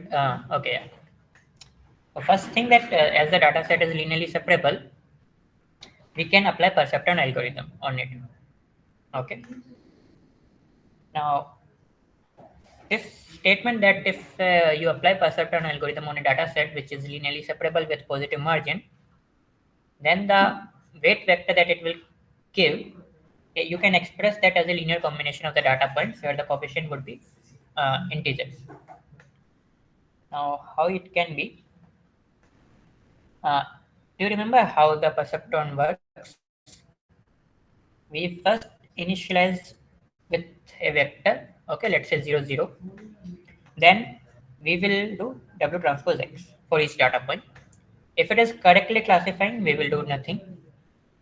If it is incorrectly classifying, then what is the update rule for the perceptron?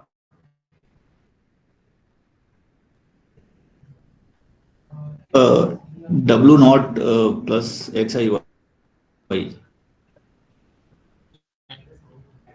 Okay, if it is incorrectly classifying one data point. Okay. Now, in this way, what we can do, let's say, this cycle will continue until all the data points are correctly classified. So what is happening is the summation of xi yi in the weight vector w naught. Okay, so that's why you can write the final weight vector as the summation of xi yi. Okay, and that I have to multiply with some alpha I. Now, what does this alpha I? Alpha I denotes the number of times this xi yi is incorrectly classified while training the model. Okay, because if it is, let's say, incorrectly classified two times, then that two times that xi yi will get added in the cycle, right? If it is not misclassified at any point of time, it would be just zero. But the contribution will not. It will not give any contribution, right? Okay. So if this alpha I here denotes the number of times the point xi yi is the point xi is misclassified during the train. Okay. So let's say we first initialize with 0, 0. Okay, we have 5 data points x1, x2, x3, x4, x5. Okay, let's say till in the first iteration till x3 it is correctly classified, it is incorrectly classified x4. Then what would be the update rule? It would be just w naught plus x4 y4. Okay, then let's say next iteration we are doing and x2 got misclassified, and it would be just w1 plus x2 y2. Okay, and what is w1? W1 is W naught plus X4. Uh, for W2, we can write it as W1 plus X2 Y2. But we can write W1 as W naught plus X4 Y4 plus X2 Y2. Okay. So if it is keep going, then in the final output of it vector, you can write it as the summation of all xi yi, and you can multiply it with the coefficient alpha I, where alpha I denotes the number of times the data point xi is misclassified or is used to update the weight vector. Is this part clear to everyone?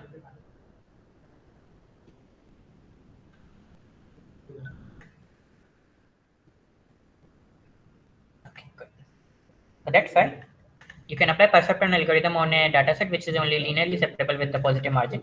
And if that case happen, then the weight vector that the perceptron will give the output, you can write that as the linear combination of the data point where coefficient of the linear combinations are integers. Okay, so this statement is true. Now the next, you tell me, is this the correct statement that in the case of hard margin SVM, if alpha I star is greater than equal to 0, the point xi is a support vector. No, sir. It has to be in between It has to be in between what? 0 and C. No. It No, should no, it not would be be equal to greater 0. than 0. It would be greater than First 0. of all, we are using hard margin, so the C will not come here. Okay. Now the second thing, the support vector definition is same whether it is in the context of soft margin SVM or hard margin SVM, that alpha I star has to be strictly greater than 0. Okay. But it is saying that it is greater than equal to 0. Okay. So that's why it is wrong. Okay. So whether it is the context of hard margin SVM or soft margin SVM, the support vectors are those for which alpha I star are greater than 0, strictly greater than 0, not greater than equal to. Okay. Yeah, any doubt? I Yes, want sir. to ask one What the question. is equal to will make a difference? Uh, is equal to because it is not the way we define support vector. Support vector definition says that only the point for which the alpha I star are greater than 0, only those are the support vectors. Okay. So by definition, support vectors are only those data points for which alpha I star are greater than 0. Okay. But it is saying even if it is equal to 0, then the point xi is support vector. Okay. So one that you can think of is even for the points that lie beyond the margin. Okay. What would be the alpha I star value for those points in the context of hard margin SVM? The points that are lie beyond the margin. So that is, if it is your classifier and these are your supporting hyperplane, the points are lying somewhere here. And what would be the value of alpha I star for this?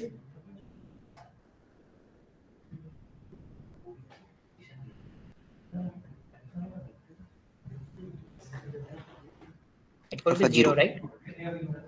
Okay, because it is lying beyond the margin. So, okay, but is this a support vector?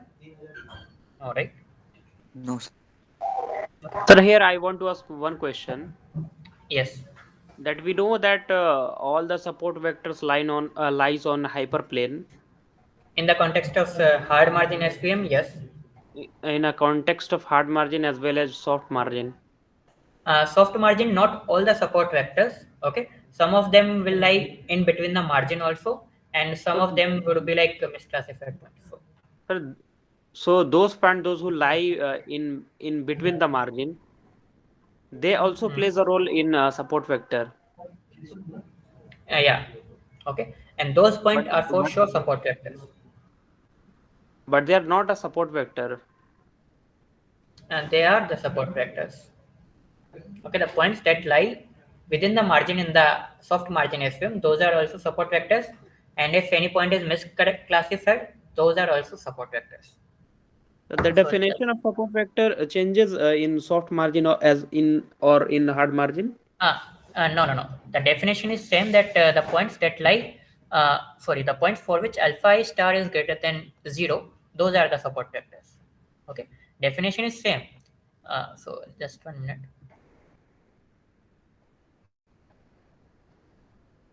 Okay.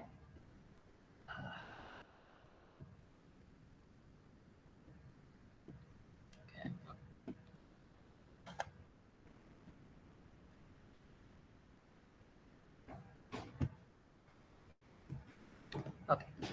Now, if we look at, let's say, this diagram, okay, this is from support soft margin support vector machine. Okay, this is your W transpose X equal to negative. Yes. It's not visible. Is it for everyone? Is my Now screen? it's It's visible. okay, sir. Okay, sir. Okay. Is it visible for you now? Yeah, it's visible now. Okay. So this is your W transpose X equal to 0. This is your W transpose X equal to -1. And this is your W. Okay. This is your W transpose X equal to 1. Okay. Okay. Maybe I would remove something here so that it's more clear. Okay. Now, in the context of whether it is hard margin or soft margin, the definition of support vectors is same, that it is all the data point for which alpha I star is greater than 0. Okay. Okay, sir. Now, the points that lie on the supporting hyperplane may or may not be 0. Oh, sorry, may or may not be support vectors. Yeah, sir. It's Okay. it's a true statement. Yeah. Okay. And in the context of hard margin, only the points that lie on the supporting hyperplane, they are the possible candidate for support vector, right? Then now is it clear? In the Yes, sir. Now, context of hard margin. okay, Okay. understood. Now, when you move to the soft margin, because there would be some violation, okay, for the Yeah. points that are either violating the margin like this here, okay, as this point is violating the margin, okay, Mm-hmm. or the point that is misclassified like it here, okay, they also plays a role. Okay, so they are also the support vectors. Okay, Okay, sir. Understood. in the context of soft margin. Okay, so if you look at this graph here, 1, 2, 3, 4, and 5. Okay, these are the possible candidate for the support vector. Okay, out of these 5, I would say this alone one is the only vector which may or may not be support vector. Okay, because for all the other points, can anybody tell me what would be the value of alpha I star for all the other points?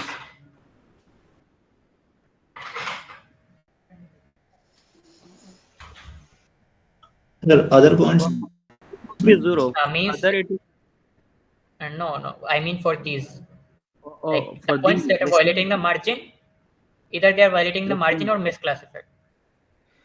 it Yes, would be greater than zero. uh, we can find actually the exact value. It would be C. Okay, Yes, sir. C. so it would be Yes. C. The points, Hyperparameter C. Yes, sir. C. you can work it out using the what we say, complementary slackness condition and all the conditions that we have, prime feasibility, dual feasibility conditions. Okay, if we try going through the lecture slides once. Okay, and you will see that the points which are either misclassified or having the violating the margin. Okay, for those points the alpha star value is C. So maybe I will show you the point from the summary slides. Okay, so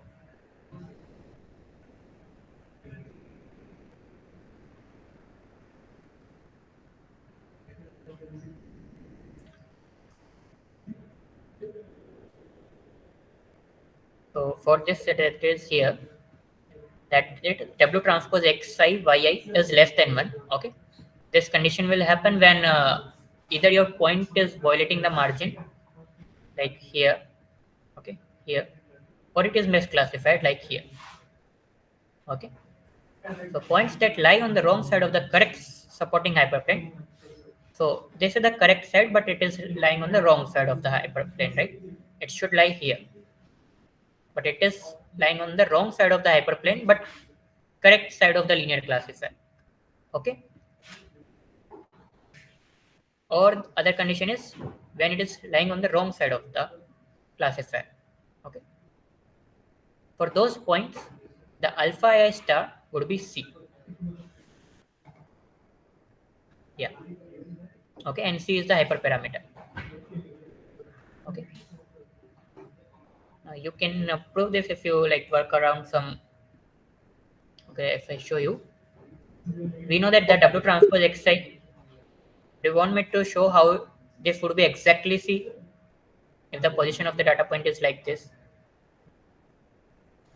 So beta would be 0. So we can say alpha I will be C.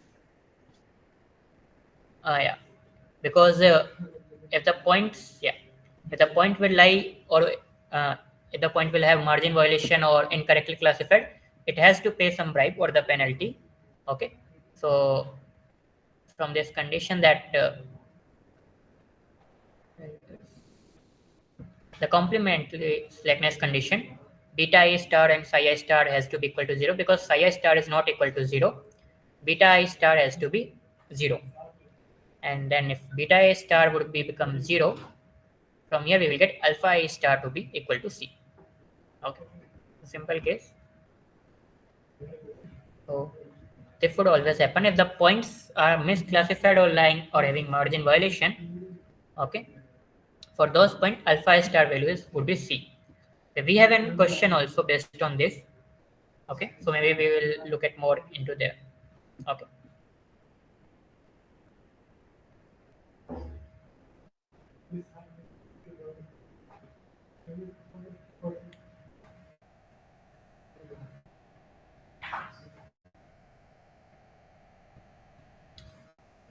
So for now we can stop discussing on this. When that question will come, then might be more clear. Okay. So for now, let's look at the next statement. That if a soft margin SVM is trained on this data set, the optimal vector it returns will be the same as the one returned by the hard margin SVM, irrespective the value of the hyperparameter C. Is this statement correct?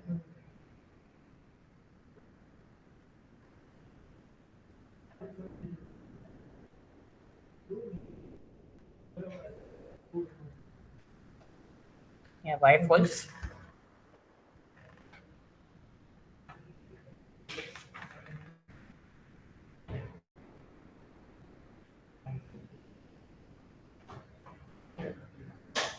Okay. 3 is 0. So this statement is wrong because of the condition irrespective of the value of the hyperparameter C. Okay. Because if you remember, C controls your margin. Okay. So if only C value is very large, okay, then your problem will turn into the hard margin. Okay, and in only in that case, the weight vector returned by the soft margin and the hard margin would be same. Okay. Otherwise, they will not be the same. Okay.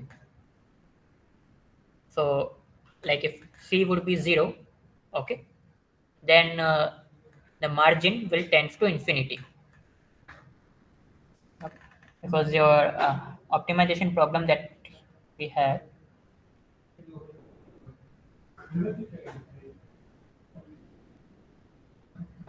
okay, for the soft margin SVM, it was minimizing over W and psi norm W square by 2 plus C times summation from I equal to 1 to N psi I.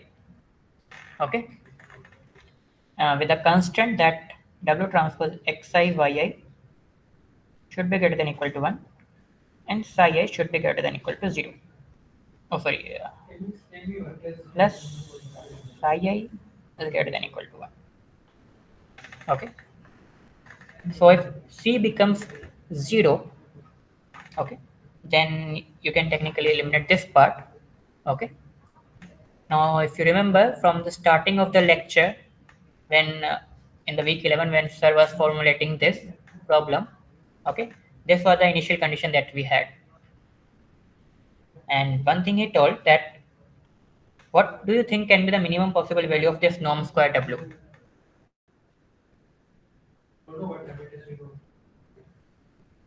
0. 0, right? And that will happen when your W is 0 vector, right? Okay, so if I set my W to be 0 vector and psi I to be exactly 1, then my constant are satisfied, right? And by satisfying all these constraints, I can get the minimum possible value. Okay, so that would be my optimal solution, right, for this. Okay, But in that case, your margin will tend to infinity. That is, you cannot define the margin lines. Okay. So the weight vector that it will output would be different. Okay. Now, while if the C is not 0, but it is some large quantity, okay, if C is very high quantity, okay, something like infinity, not like infinity, but something very high, then even if one small amount of penalty, you will get a very large value of this function, right? If C value is very, very high. Okay. So you would want your data points to not pay any penalty. Okay. So you have to shrink your margin so that there would be no any violation of the margin or misclassification, right? Okay. And as the C tends to infinity, the problem will turn into the hard margin case. That is, there is no margin violation or the clear separability of the data set. Okay. So as C tends to infinity, your problem will turn into hard margin case. Okay.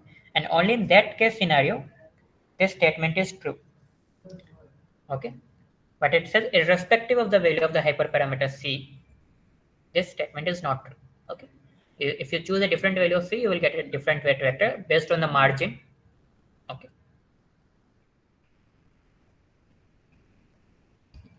So any doubt? So only for the second case it will be true. Yeah, only when your C is very, very large.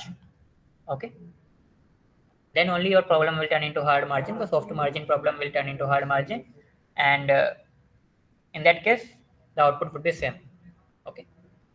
While if you Okay. choose small value, the margin would be bigger, and a middle value then optimal margin, something like that. Okay. So any doubt from this question?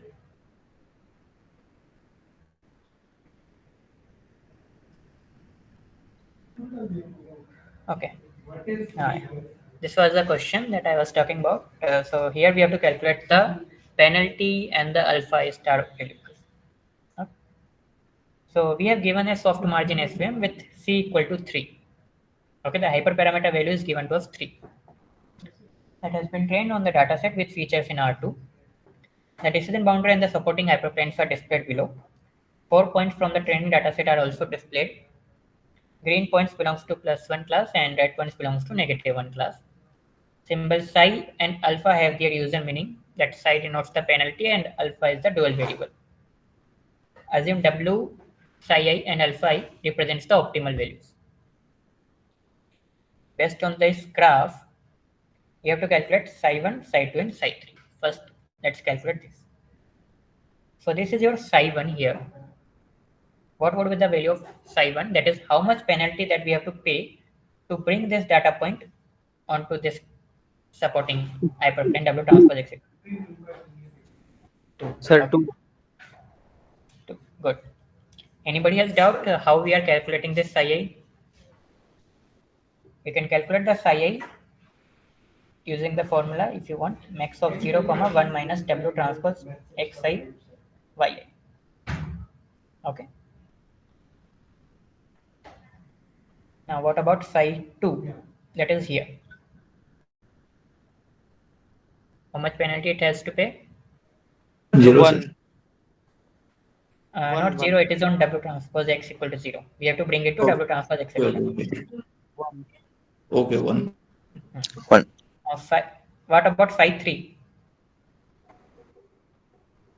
This is 0. No, It is not a 0. zero. It is 0. Okay. Sir, because So, it's a second hyperplane, not a first hyperplane. uh, yeah, psi 3, it is lying on the W transpose x equal to 4. So it is already on the correct side, so we don't have to pay any penalty. Okay. Now this alpha 1, alpha 3 and alpha 4. It says if it cannot be determined exactly, enter answer -1. So the first is alpha 1. What would be the value of alpha 1?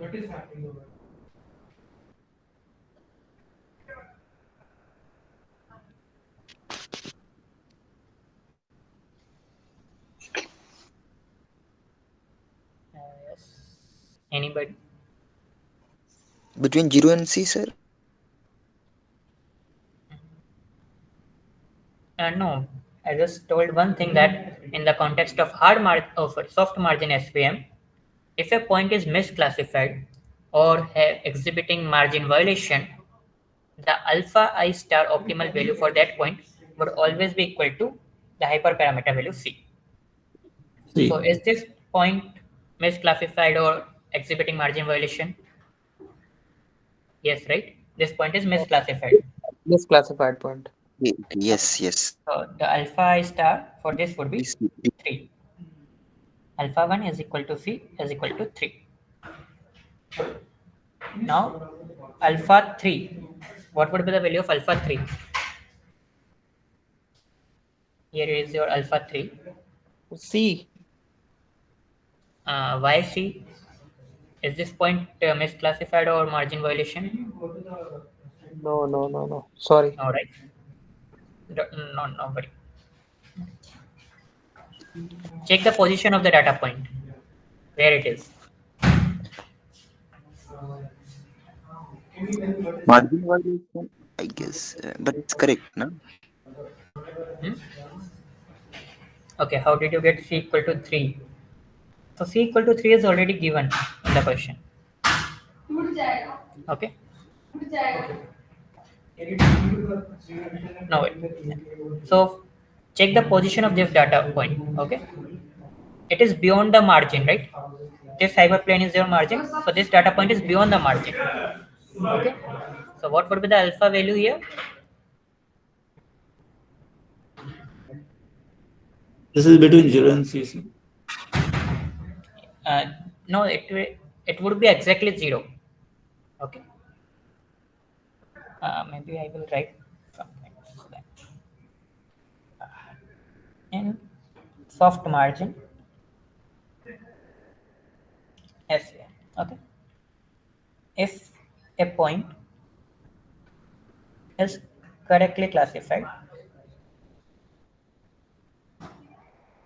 and lying beyond the margin, okay, then the alpha I star would be 0. Okay. Second is if a point is misclassified or exhibits margin violation,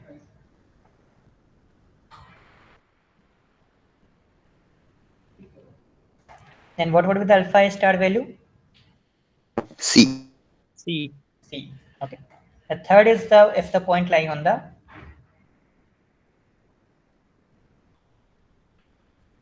supporting hyperplane, so I'm writing it as SH. Okay. Then your alpha star value would be between 0 and C. Okay. So as this point is correctly classified and beyond the margin, the alpha value, that is alpha 3, is 0. Okay. Now, So for this three condition one, sir. I will share this PDF, don't worry. And these conditions are also mentioned in the summary PDF. Okay. So you can look at Okay, from sir. there. Now for alpha 4. This This week, is your alpha 4. Yes. the summary. You can find the summary slides, summary notes in the master folder, okay, in the supplementary content. Yeah, but which week, I guess. 11th, week 11. Uh, thanks. Now, tell me about alpha 4. It is on supporting hyperplanes. It is on supporting hyperplane, so what in C. -1 and Between 0 and C. between 0 and C, okay? So we cannot say exactly, so the answer according to the question, it would be, answer would be -1, okay? Alpha 4 value would be between 0 and C, okay? But because we cannot say exactly, the answer would be -1. Okay. So anybody has any doubt in this question? Okay, now I hope about the dual variable part is also clear. Okay, and again, support vectors are only those for which alpha I star is strictly greater than 0. Okay, now from week 12, we have studied the convex surrogates for the 0 1 loss. Okay, so just match which one is which. So what about first one? Squared loss, sir. Squad. But good. Second one? Yes. Hinge loss. Good. Third one is logistic and last one is perceptron. Good. So how you have stored all these messages? So in this, there's nothing to explain. It just you need to learn how the what is the mathematical form of these laws, okay, and what is the graphical form of these laws, okay. So this is all the memory part. Nothing to explain here. The next question is interesting. Okay, that is which of the following statements are true? ln is log e. Okay, that the option says the logistic laws and the SVM hinge laws intersect at what point? Are these point or they do not intersect? Uh, First option is correct. Yeah. Okay. First option is correct. Now, first of all, one can clearly neglect that the second point will not be correct because from the graph also you can tell this is your SVM hinge loss and this is your logistic loss. So they are intersecting at one place here. Okay. So for sure they intersect, but how? Okay. So what is hinge loss? What is the mathematical expression for that?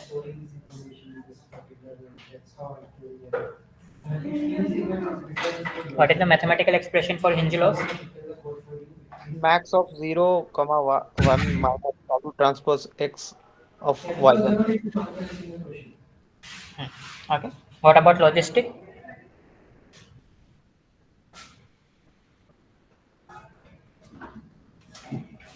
What is the mathematical form for logistic?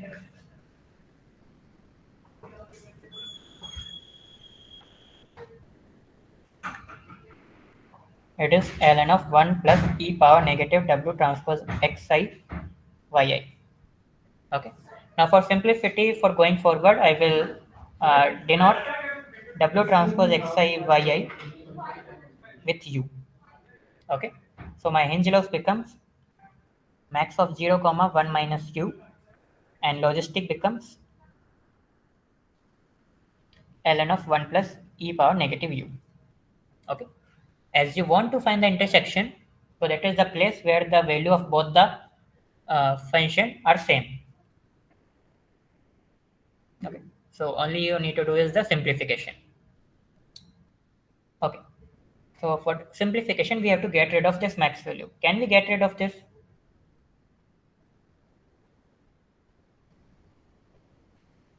Okay. What would be the next step that I should write here? Should I equate this function to 0 or should this? Which one should I pick?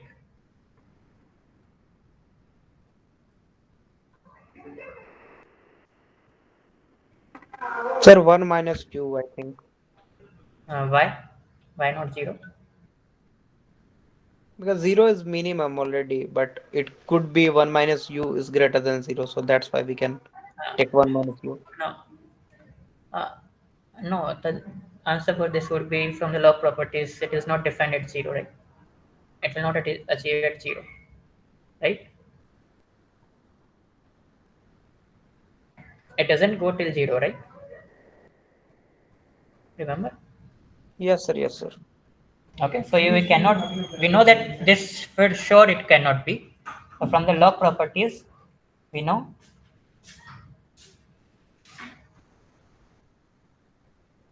okay, ln at 0 is not defined.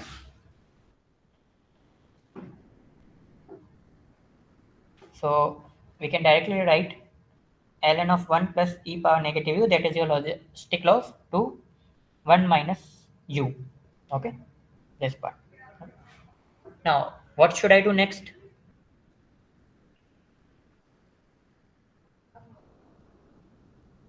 I want to extract this u, right? Basically, I want to collect all the u terms, okay, because we are solving for u. Okay, here u is the value that we want to find. So for that, we want to collect all the u values in one side. Okay. So okay. So what should I do next is, so that I can take this from u out from here. I have to get rid of this ln, right? Okay. So that is take exponential both side. Okay, because e power ln, what would be this?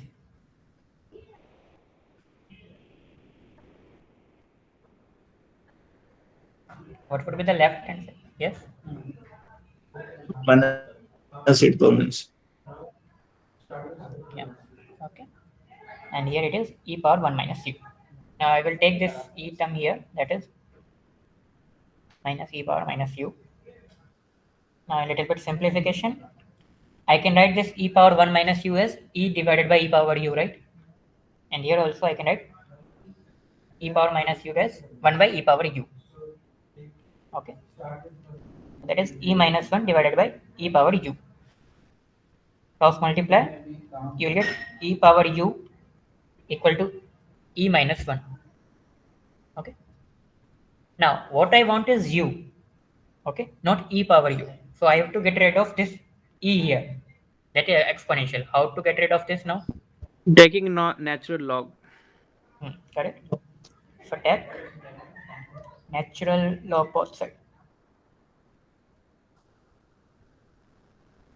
So I will get ln of e power u equal to ln of e minus 1.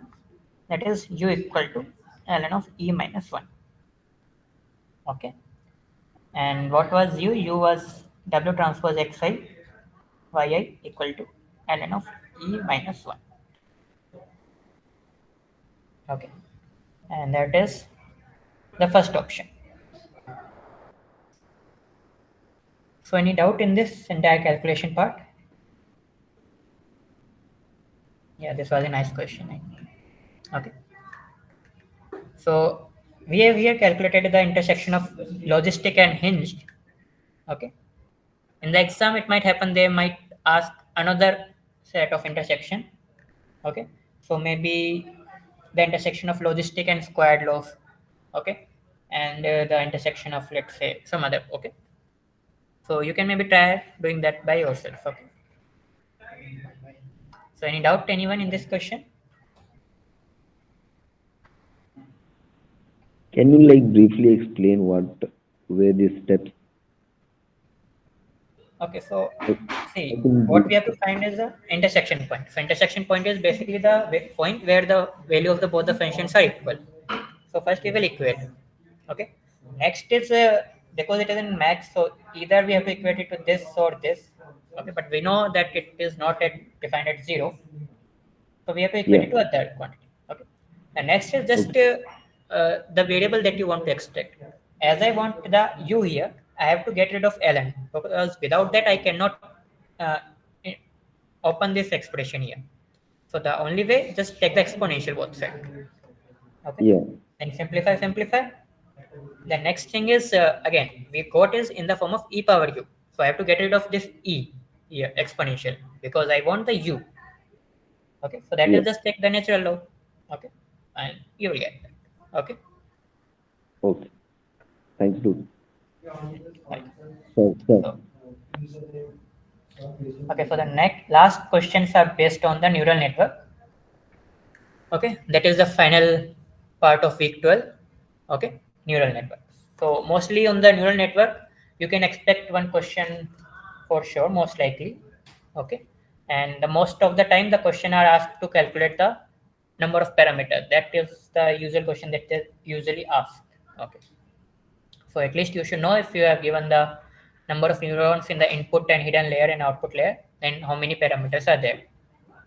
So as the first question is,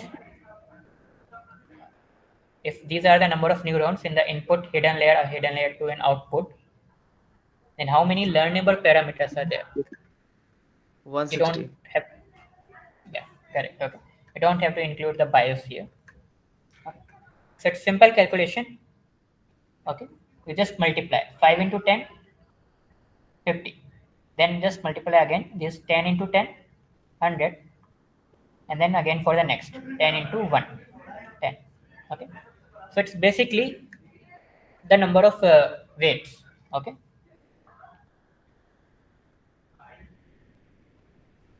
that is just 160. Okay, way you calculate is for between input layer and hidden layer 1. If you want to calculate the number of weight, that is just 5 into 10. Then hidden layer 1 and hidden layer 2 is just 10 into 10. Then hidden layer 2 and output 10 into 1, and just sum these all. Okay, And sometimes suppose the that common bias yeah, term will given, then what we will do?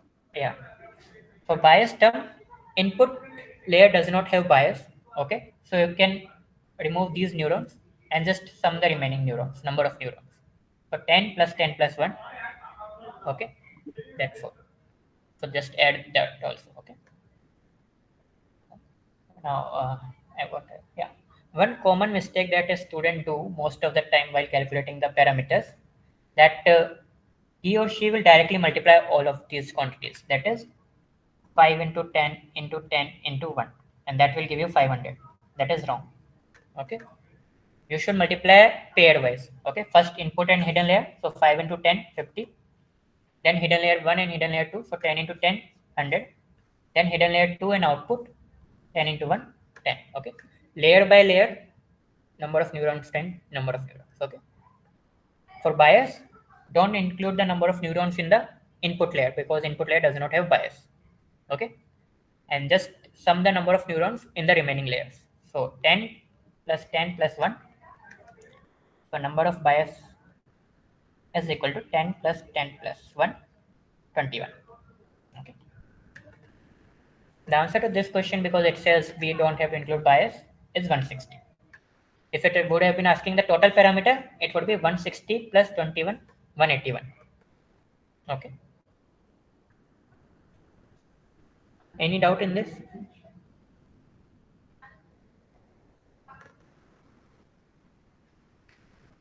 Okay, next question. What is the most appropriate choice of activation function for the output layer if the binary cross entropy is used? Remember, our problem is binary classification. Okay, for the binary classification, what is the most appropriate choice of activation function among the given option? So sigmoid. Correct. If it would have been a regression problem, then Linear. Linear. okay. ReLU. ReLU is not used for regression. Okay, ReLU is mostly used between the hidden layers only. Okay, we don't use ReLU as an activation function for the output layer. Okay, if it is a sigmoid, okay, then we will use, oh sorry, if it is a classification problem, binary classification problem, then we will use sigmoid. Okay, if it is a uh, regression problem, we use identity. Okay, so identity means whatever is the output of the uh, that you will get in the output layer. Okay, that output you will directly take. Okay,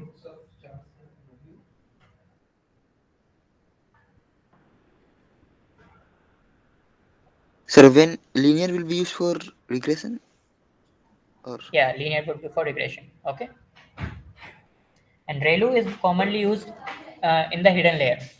Okay,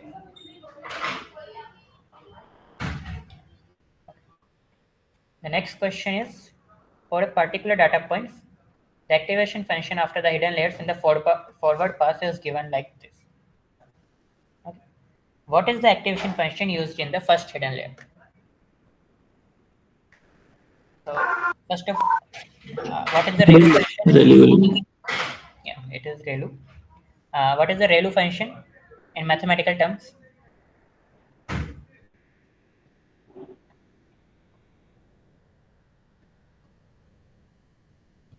how you define the ReLU? Yeah, it is max of 0 comma x.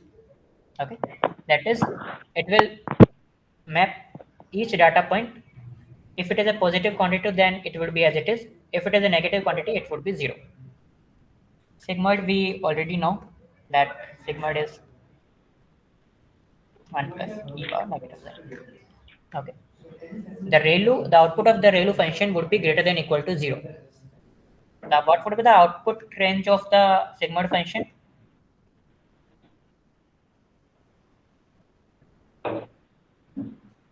What would be the range of sigmoid? It is between 0 and 1. Okay. So if you look at the points here, 1.5.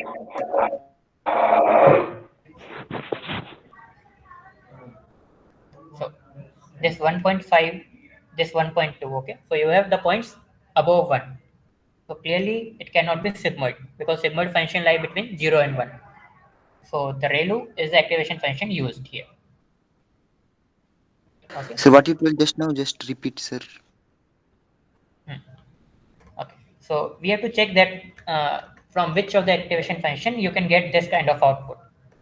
So the ReLU function gives the output like this, max of 0 comma x. Okay. So the range of the ReLU function is greater than equal to 0. Okay. While for sigmoid function, it is bounded between 0 and 1. Okay. So if you look at the points here, there are some points which are between which are above 1. Okay. So clearly sigmoid cannot give this kind of output. Okay. Got it, sir. Got it. So any doubt in this question?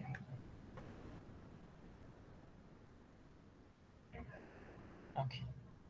So one more question on the neural network. Consider a simple neural network architecture with one hidden layer, and bias of the networks are as follows. In the hidden layer, in the first neuron, the weights are these, and the bias is this. For the second neuron, these are the weights and bias. For the output layer, there's only one neuron, so the weights are this and bias are this. And this is your input. So if I draw the structure of the neuron, input layer is in R3. Okay, this is my input layer. Okay, then in the hidden layer, you have two neurons. Okay, then the output layer with one neuron. Okay, so structure would be like this. Okay, this is how the points will flow. Okay, we have to calculate the output of neuron 1 in the hidden layer. Okay, so that is, first you are giving this data point 0.6, 0.3, 0.8. Yeah, let's use different. 0.6, 0.3, and 0.8. Okay, this is the input. Okay, now you have to use these weights and bias. Okay, for the hidden layer, and you have to use the activation function also. Okay, so try calculating it. What would be the output of the first hidden layer? Okay, you have to only calculate the output of the first hidden layer. Okay, not the entire output. Right.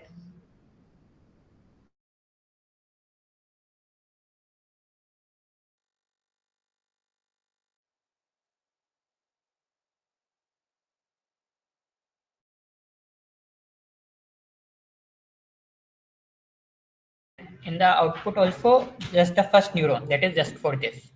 Okay, in the first neuron, what would be the output?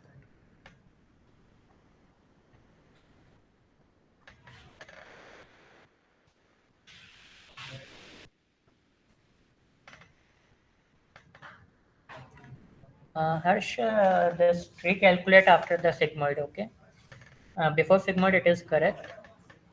After sigmoid part, just recalculate it. Okay.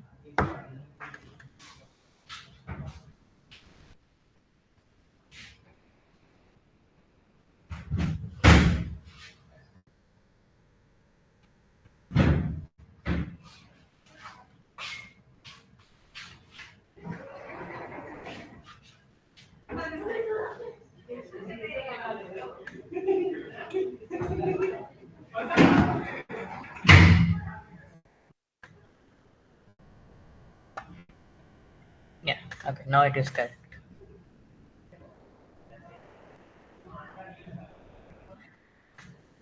Yeah, I know what might you have done. You have not taken the negative sign.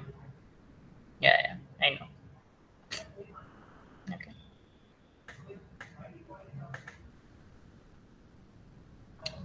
So, how this would be done?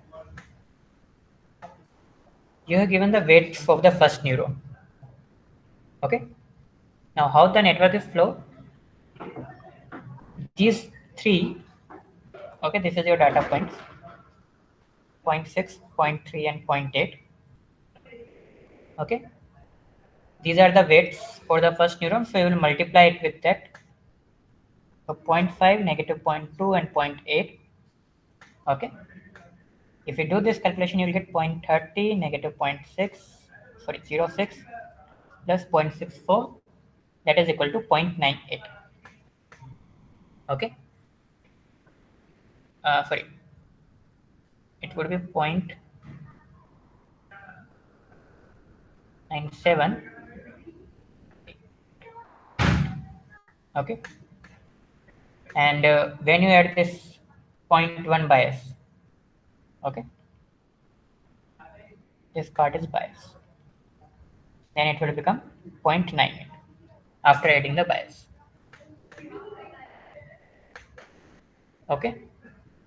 And if you apply the sigmoid function as it says, that is 1 upon 1 plus e power negative 0.98, it would be roughly around 0.72. Okay. Now let's try with the second neuron also. That if you use the second neuron output now, then these are the weights and bias for that, right? So second neuron, the input is same, that is 0.6, 0.3, 0.8. The weights of the second neuron are these: negative 0.3, 0.6, and negative 0.7. Okay. If you do it, you will get negative 0.18, positive 0.18, and 0.56. So that is 0.56. And the bias is of 0.4. Okay. Negative 0.4. We'll get 0.16.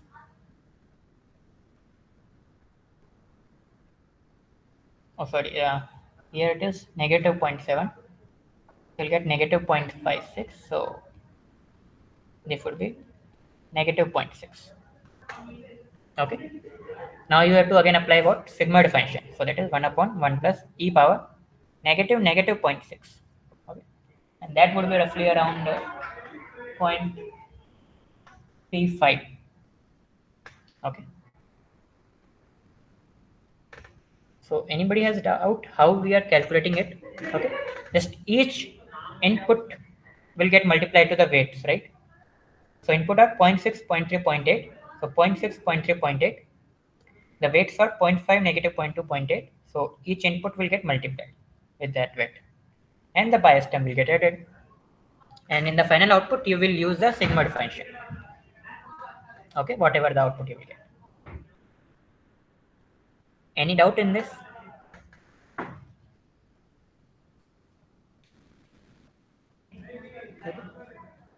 Now, if you want, you can try for the output. What would be the final output also? Okay. As now you have gotten these 0.35 and 0.98. Okay. So now these sorry, not 0.39, the 0.72. So 0.72 and 0.35. Okay. Now same thing you can apply here. Okay. With these weights and bias. Okay. And now the activation function would be linear to get the final output. Okay. In the question, it was just asking the output of neuron 1 in hidden layer. So the answer would be just this here, 0.72 only. Okay. Sir, for output, what would we do? Just do the same thing here. Okay. 0.72 times 0.2 plus 0.35 times 0.4. Okay. And then add the bias. Okay. That would be just your output because your function is linear activation. Okay, so that is the same as identity. Okay, Okay. so maybe if I write the output, it would be 0.72 times 2 for 0.144. Like,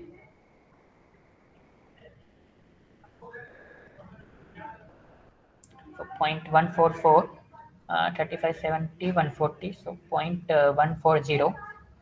Okay, that is 0.284. Okay, negative 0.3. Okay, so that is around negative 0.016. Okay, so that would be the output of this neural network for this input data point. Okay, this is how you do the forward flow in the neural network.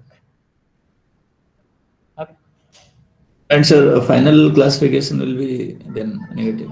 this is the output, this is the regression problem, right? So this is the regression output. Okay, negative 0.016. Okay, as you can see, the linear activation function is used here. Okay, so is this question clear to everyone?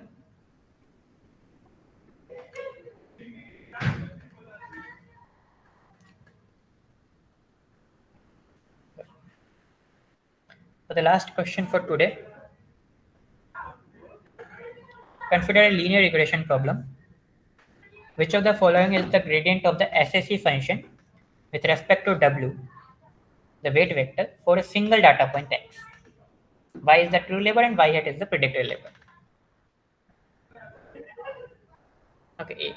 Good. So how you define the SSE? SSE is defined as W transpose x minus y whole square, right? For a one single data point. This is how you define SSE. If I take the gradient here with respect to W, what I will get?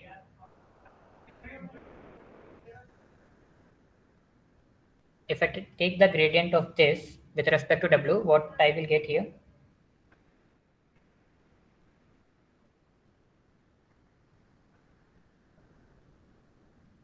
Okay.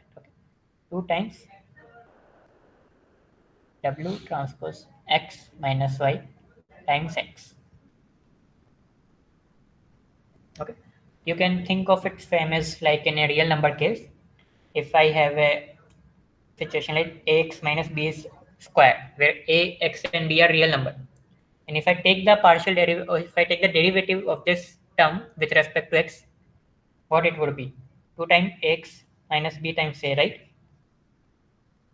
Similarly, the case will happen here. Okay, 2 times W transpose x minus y times x. Okay, now you can leave this constant part. Okay, so it will be just W transpose x minus y x. Okay, I am dropping the constant part. Now what is this term? W transpose x y prime, right? It is y prime. Okay, this is how you predict, right? W transpose x is the prediction. So this term is y hat. So for a single data point, the gradient you can write it in the form of this: y hat minus y times x. Okay. Any doubt in this first question? Oh, sorry, in the last question. Okay. So that's the end for today. So any doubt in whatever we have studied today? Yes, sir. Sir, is it possible to share this drive link in the chat? Uh, yeah, just give me 2 minutes. Okay, stop sharing.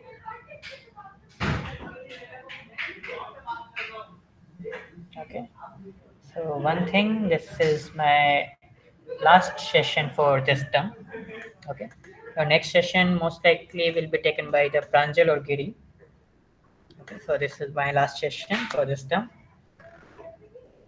So,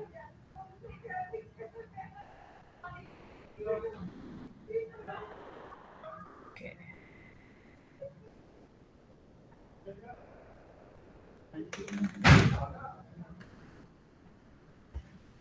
So anybody has any doubt? Then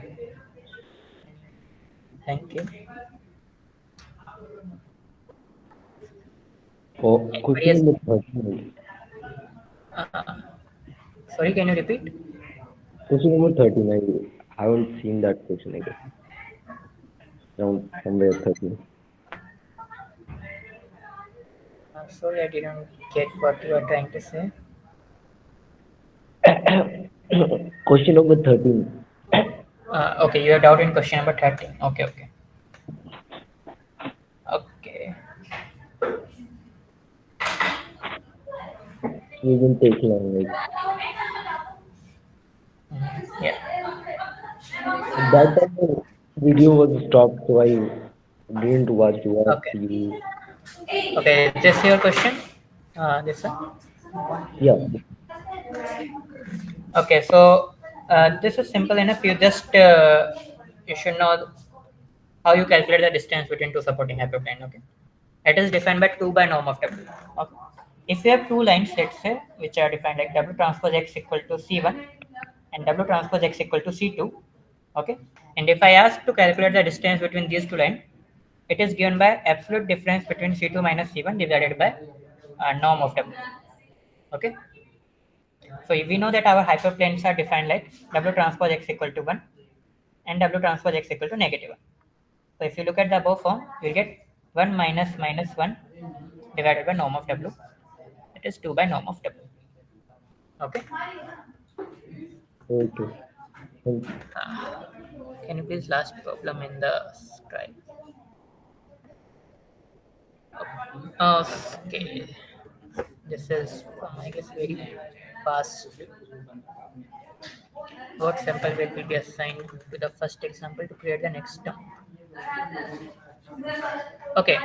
For this, I will recommend you to watch the week 11 solve with us session, Harsh. Okay. There's similar problem there. Okay. The same question is there in that. Okay. I watched it. Okay. But okay. So will it work if I use that PDF to show you how it works? Yes, please answer. Okay. Hmm, week 11. Okay.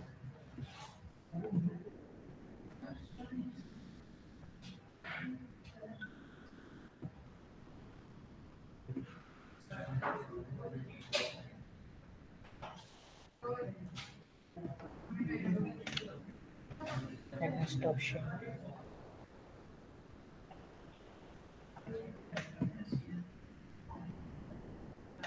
To use Gini index using it. Okay, so don't worry about the Gini index. Okay, Gini index will not come in our course. Okay, you can try out the same question with the entropy. Okay, don't use Gini index as we have not told in our course exactly what is Gini index formula, so we won't be asking question on that. Okay, so this was the question, right? Okay, so this was the stump that you will get. Okay, and if you see with this stump, the first data point will get correctly classified because our stump is if x1 is less than 4, then predict it as true. Okay, so x1 is true, so it is less than 4, so the predicted label will be true, and the output is also true, the original label. Okay, so it is correctly classified. So that means in the next training of the decision stump, we have to decrease the weight of this data point.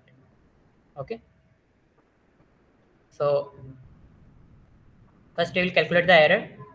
The error would be 1 by 5. Okay, so if you go through this stump that if x1 is less than 4, it is true, else it is false. So you can look at here for these points 1, 2, 3, it will predict it as true. Okay, while the actual label, the one of them is false in the actual label. So this is one error. Okay, while for the rest of the points, it will predict it as false, while their true label is also false. So there's one error out of 5. Okay, so the error is here 1 by 5. Okay, So to train next decision system, we will decrease the weight of the correctly classified point with e power negative alpha times dt. Okay, where alpha is this half ln 1 minus error by error. Okay. As for the initial weight, uh, it is given that equal sample weights are assigned to each example to create the first decision system, right? Okay. So the initial weight would be 1 by 5 because that would be the equal weightage. Okay. Then you will calculate this quantity alpha, that is half ln 1 minus error by error. Error was 1 by 5, so 1 minus 0.2 by 0.2, that is half ln 4. Okay. Then the updated weight would be e power negative alpha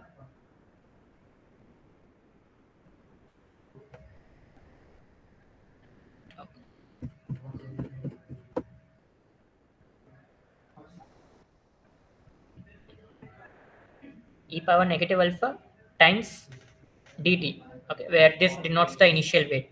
Okay, so e power negative alpha, that is negative half ln 4, this quantity would be 1 by 2. So the initial weight was 1 by 5 multiplied with 1 by 2, the updated weight would be 1 by 10. Is it clear now, Harsha?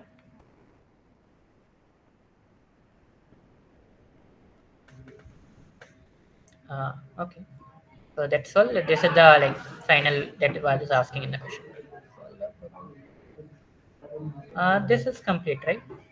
That's what it is asking in the question. It was just asking to what sample weight will be assigned to the first example to create the next decision system. So that would be 1 by 10, 0.1. That is your answer.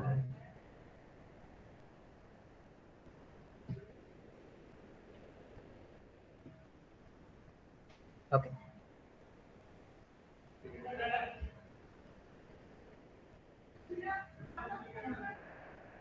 Any doubt?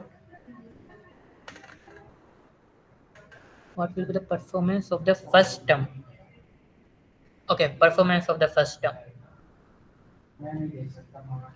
Okay, that is here.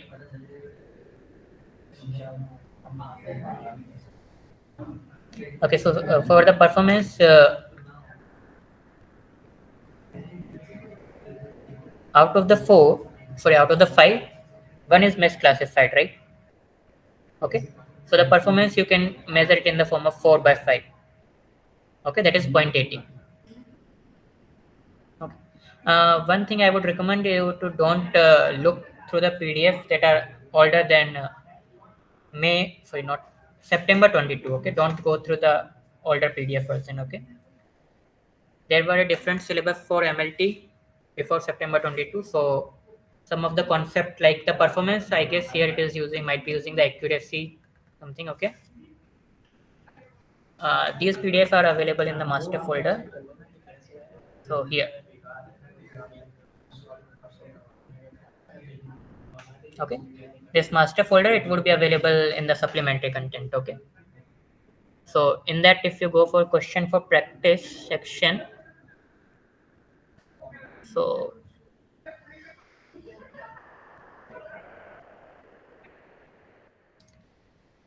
this is here, solve with us week 11. Okay, so you can find it here. While for today, yeah, go into the live session slides, into the TA session, in that previous term discussion. So let me create an folder for end term.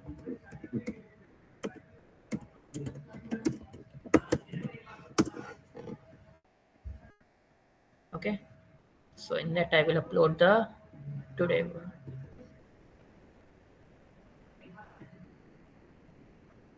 Okay.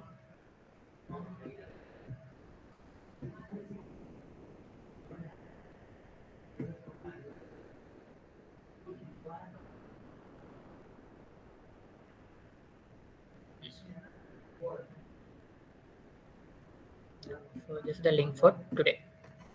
So would there be any theory? Yeah, theory revision sessions are tomorrow on the Wednesday, and one is on Friday. Okay, tomorrow is for week 9, and then after that it is for week 10, 11, 12. Okay.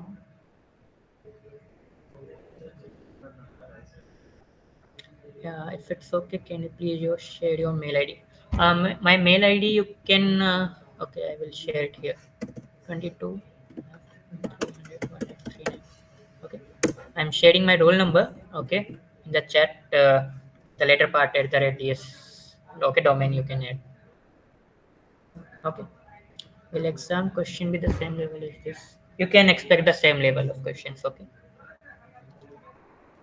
And the weightage for the exam, you can consider that around 50% for the last 4 weeks and 50% for the starting 8 weeks. Okay.